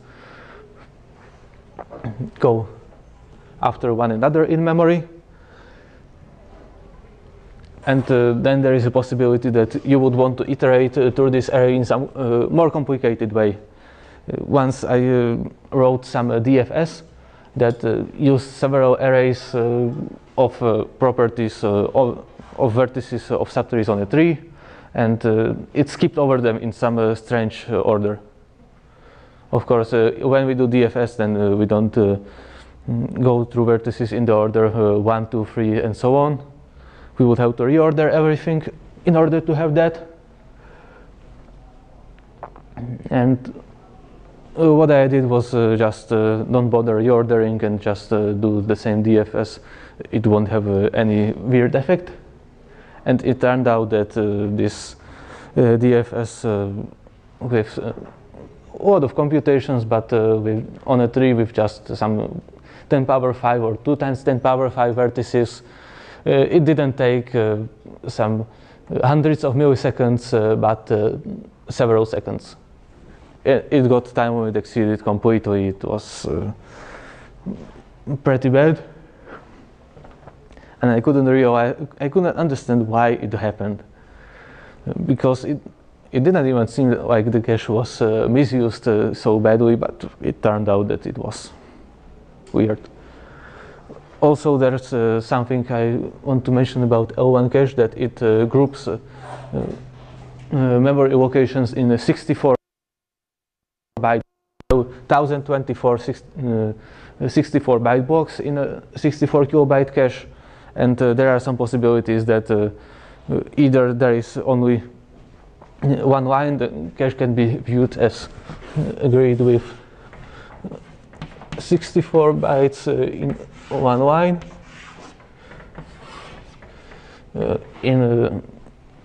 There are lines 1, 2, 3 for etc, for example, up to 1024, and location X in memory is mapped to the block X divided by 64, or right shifted by 6 bits, modulo 1024. So, for example, if we wanted to access a number which is at position X in memory, and access that number from the cache, if we knew that it already is in the cache, the L1 cache, then we would the cache wouldn't go through all of those lines and find out which one contains it, but it would just immediately skip to this line with the number I equal to this expression. So discard the last 6 numbers and take then the last 10 remaining numbers, last 10 remaining bits of the number X. This has some advantages, especially speed, and it has some disadvantages. For example, that it can happen that the cache has a lot of collisions. Algorithms should be made in such a way that there aren't a lot of collisions, that things stay in the cache. I should also mention that there are processors like the ARM, M4, M3, and lower ones which don't have cache at all. That their processors are so simple that they don't have cache. And for them, sometimes you have to try to optimize your algorithms to use as few memory accesses as possible, because those memory accesses are more expensive than some strange computations. Sometimes you need to watch out which variables are kept. Each processor has some 10, 16, sometimes for larger processors, several tens of registers. Some of them are general purpose, they can just hold any number. Some of them are special, for example, for floating point numbers. It depends. Then there are some registers like so-called program counter, stack pointer, and so on, that serve completely special purpose, and you can't just write to them. So, when you want to get some number into the cache, then you don't get just that number, but also 64 numbers which have the same last 6 bytes, 64 bytes in the memory which have the last 6 bits of their memory position. Computer architecture is something that's most of the time tangential to computer programming, to competitive programming, but it's useful to know, especially when you work on such a low level as heavily optimizing some code for a contest. And then there are those embedded processors like the ARM, which might have cache, might not have cache. Sometimes you need to find out what you'll be working with, what sort of system, and decide based on that what kind of approach, exactly what kind of algorithm you want to use. So this is the common case where you process numbers in some array in a weird order.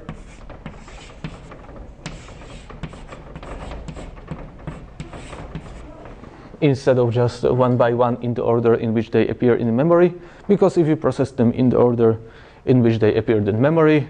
Then you would just get the first cache line for the first number, then the next cache line for the next, then process the first, for example, 64 numbers, get the next cache line, process the next 64 numbers, and so on. And if you jump like that, it can happen that you have to replace some cache line before you process all those 64 numbers that are in it. Replace it by a different cache line which has the same remainder modulo 1024 like I wrote there, but is actually at a completely different place in memory. So this would add you some time, add you the number of accesses to higher level caches or possibly to the RAM, and it's not a good thing to do. And then there is high dimensional dynamic programming, just accessing numbers in a high dimensional array, which is especially common for some dynamic programming approaches. So let's say that you have a 2D array. How 2D arrays work in C and C++. I mean, static array is not a vector of vectors or something like that. Is that when you have some array like this, for example, 5 times 4, 5 rows, 4 columns, then in memory they will be at positions 1, 2, 3, 4, 5, 6, 7, 8, 9, 10, 11, 12, and so on. So they would be again contiguous in memory. And there is a big difference between iterating over the rows first and the columns afterwards. So 1, 1, 1, 2, up to, let's denote this by n times m, 1 m, then 2, 1, 2, 2, and so on, or iterating between them in this order first and in this order second.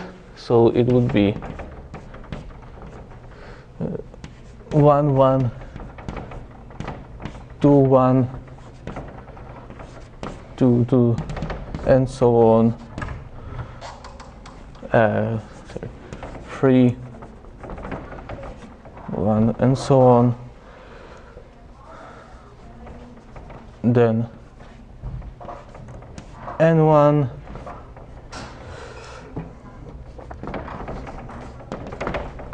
one, 2, etc. So in this case, we would go through the positions in memory in the order 1, 2, 3, 4, 5, 6, 7, 8, and so on.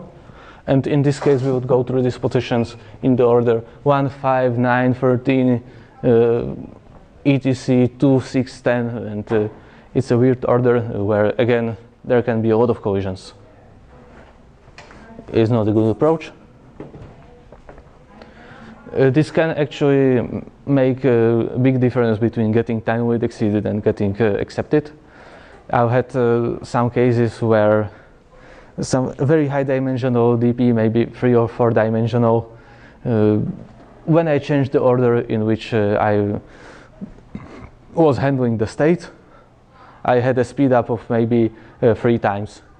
So from some 1 second plus, I had 300 milliseconds as worst case. So this can be a massive advantage. And it's not good to always keep cache in mind, because it's something that rarely appears as an important thing. Either your algorithm, your program will be just fast enough, or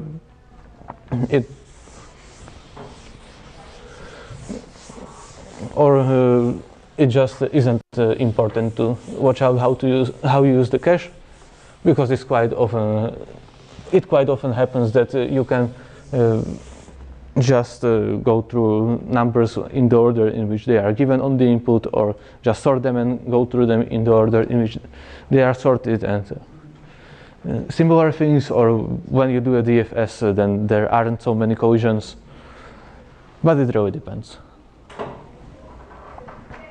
If you get some inexplicable time limit exceeded, then it's possible that it's the fault of cache.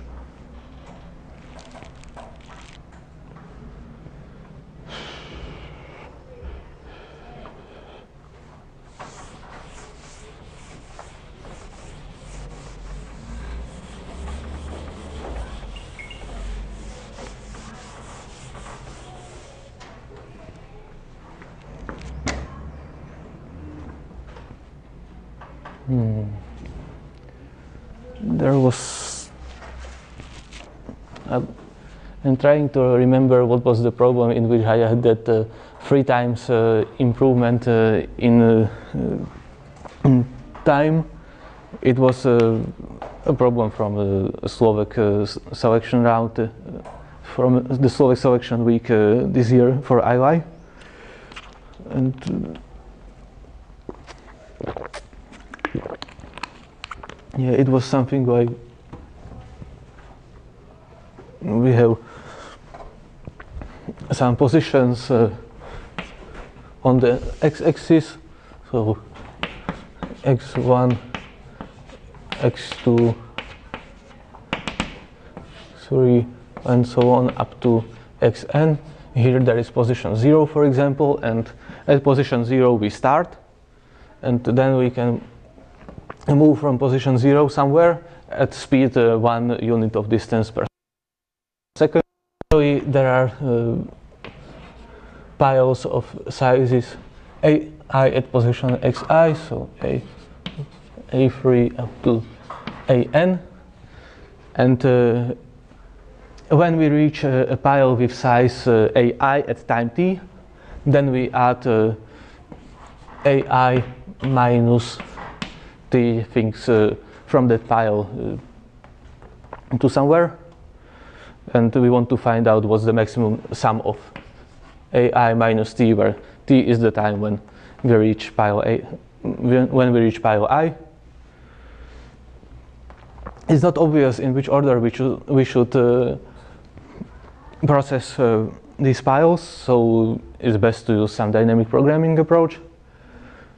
Specifically one where, of course, when we pass through a pile, it takes no time to just take that. So at any point, the state in the dynamic programming is the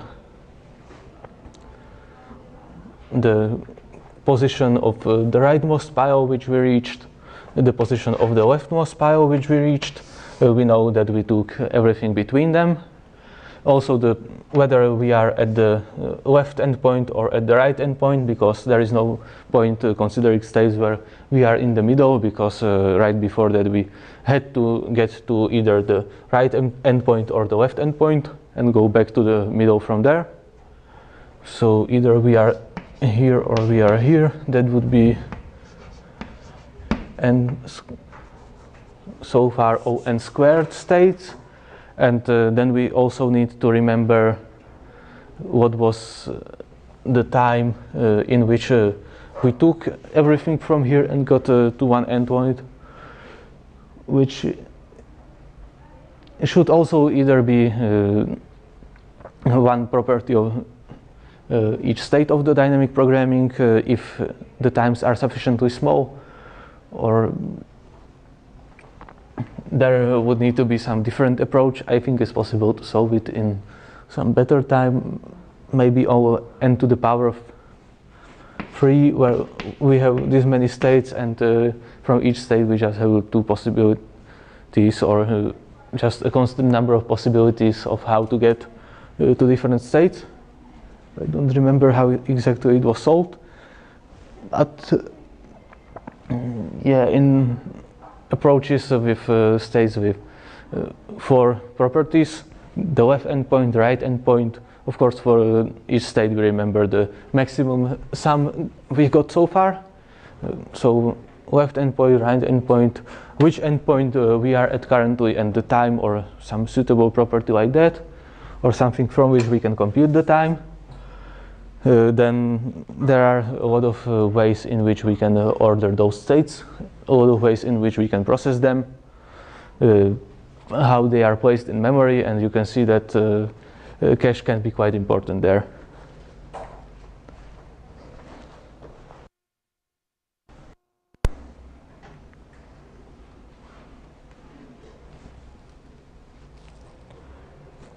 So this was what I wanted to say about caching in the processor. We had some other topics I wanted, but I don't remember right now.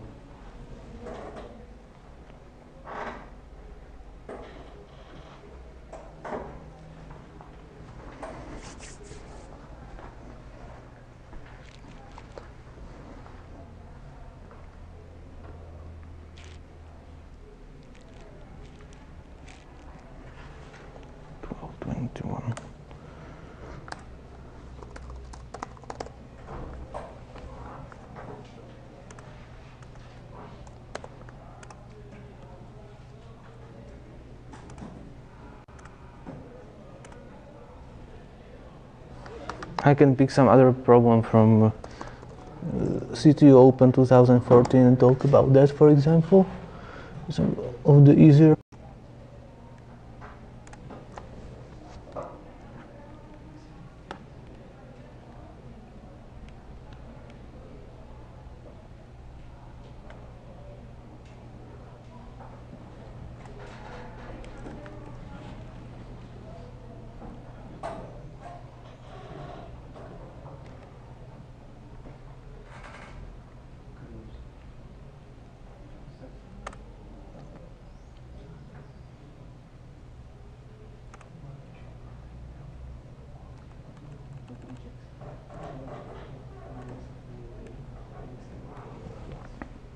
Or I can describe how when we had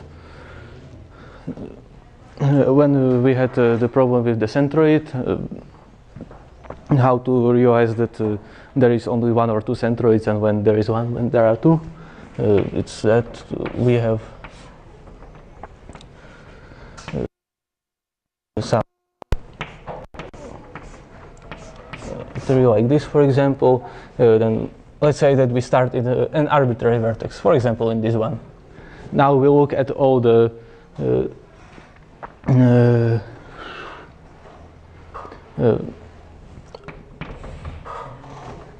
subtrees that are created when this vertex is removed, and if there is if all subtrees have sizes up to n², then there is one which has size. Then this is a centroid. If one of them has a size greater than n², then we can move to this vertex from here. There is, of course, at most one which has size greater or equal to n², because in total there are just, when we remove this one, there are just n-1 vertices left. So we move to the vertex which has a subtree with size at least n². By this, we create one new subtree, only one new subtree that's greater than there was something originally, and this subtree has size at most n², because this has size at least n², and so this is n- at least n², and this is at most n², and so on. We move on to next subtrees. The maximum subtree we can get always decreases. And in this way, when at some point we will stop when we get a centroid.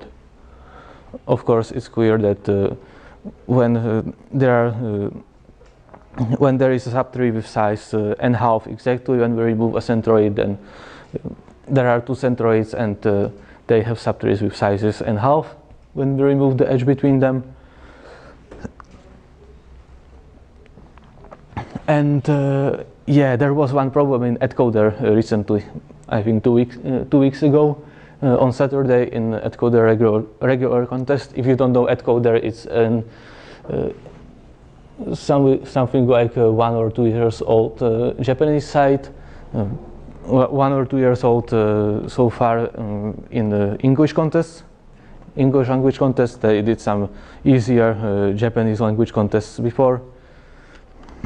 And they still have different divisions. They have, or no, not divisions, but they have contests split on rating, beginner contests and grand contests. Beginner are very simple problems, regular are also quite simple problems comparable to those CT Open problems, but there are just 4 of them for 100 minutes, so 1 hour 40 minutes. And grand contests are for everyone, and they're pretty hard even from the start. There's usually a rule that a top coder problem for X points is an encoder problem for 2X points, but it's hard to say how accurate that rule is, because top coder problems have wildly different difficulties based on who makes the round, and encoder problems also can have wildly different difficulties based on who makes the round or how important it is, so it's hard to say. And anyway, the problem was that we have there should be a tree. We aren't given the tree, but are given just some properties of this tree. It's a sequence of distinct integers. It's important that they are distinct, a1 through an. And what was it exactly?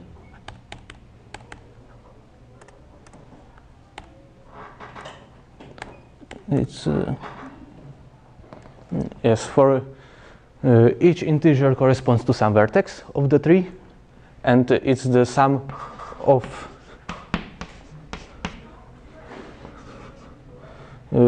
distances of vertex ij over oj, and the length of each edge of this tree is 1. We want to determine if such a tree exists, and if it exists, then construct one such tree with n vertices. Its solution utilizes this approach quite heavily, because when we were looking for the centroid, let's say that the centroid is the root of the tree, that we already found the centroid and rooted ourselves at that. And notice that whenever we start in some vertex, we always go up, because like I described before with that CT Open problem with centroids, whenever we remove some edge, then the lower subtree always has less vertices, or less than or equal number of vertices than a higher subtree. And the difference between the sum of distances, you can also notice that the sum of distances for the centroid is minimum possible. So it's interesting, in the CT Open problem we were looking for the maximum sum of distances, but in the end we were working with the centroid, which actually has a minimum sum of distances. And so the maximum of another. And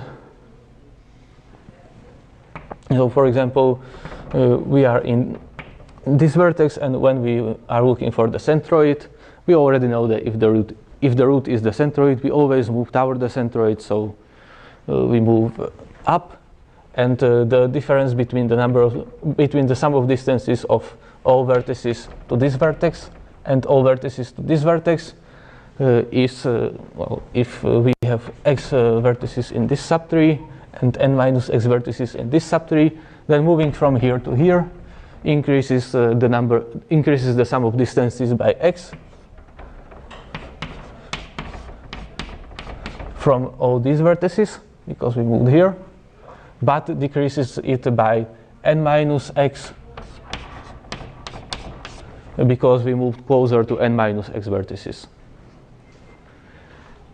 So if this vertex has, if this is vertex 2 and this is vertex 1, then d1 equals d2 plus 2x minus n.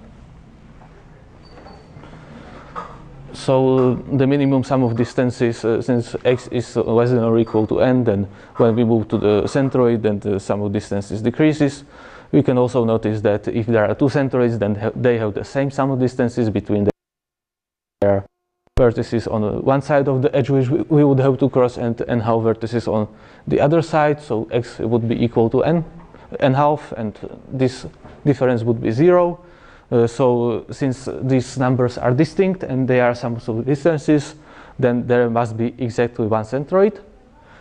And this centroid has the minimum sum of distances. So if we sort these numbers, then the first number will correspond to the sum of distances for the centroid, and all other numbers will be just corresponding to some vertices which we are adding to this. Let's say that we start with the root with the centroid, which has this sum of distances, and for each of these numbers, if they are sorted, if we add the vertex which has this sum of distances, then we would just add a son to the currently existing 3. It turns out that the 3 which could exist, if it exists, then it's unique, because we can go from the bottom to the top. It's clear that an, if it's the largest number, then it must be the sum of distances for some leaf, because if it wasn't a leaf, then we could move down to some son of that vertex and get a larger sum of distances. So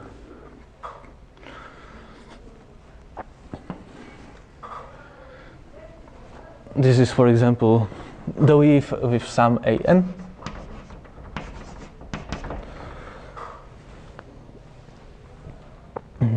It's a leaf, so it has x equal to 1, and we know what will be the sum of distances of its parent.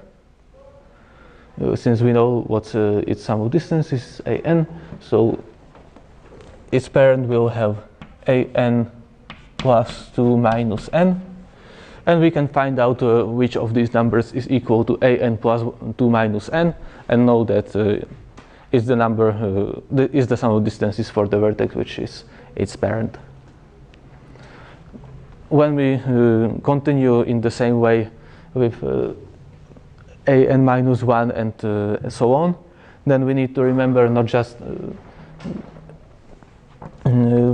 what vertex, but also what was the size of its subtree that we created so far, by knowing that some vertex must be the parent of another vertex. We are creating subtrees, and we need to know what are their sizes, so that we could use that size x, and so that we could compute the sum of distances for each vertex's parent.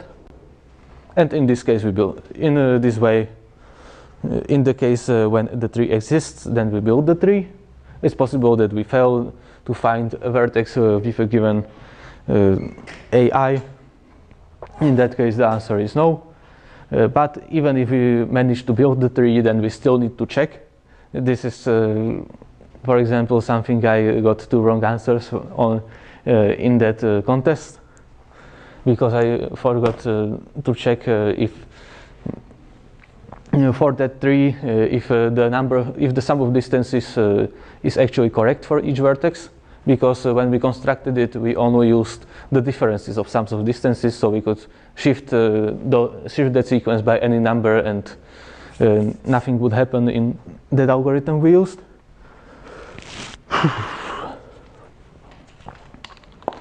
So we need to run a DFS from, for example, the centroid, check whether a1 is the right number.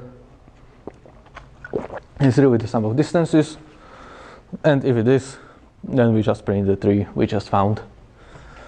And this would run in the ON again because we need to remember these numbers in the map. They can be large, up to n squared, so we need to remember them in some good way.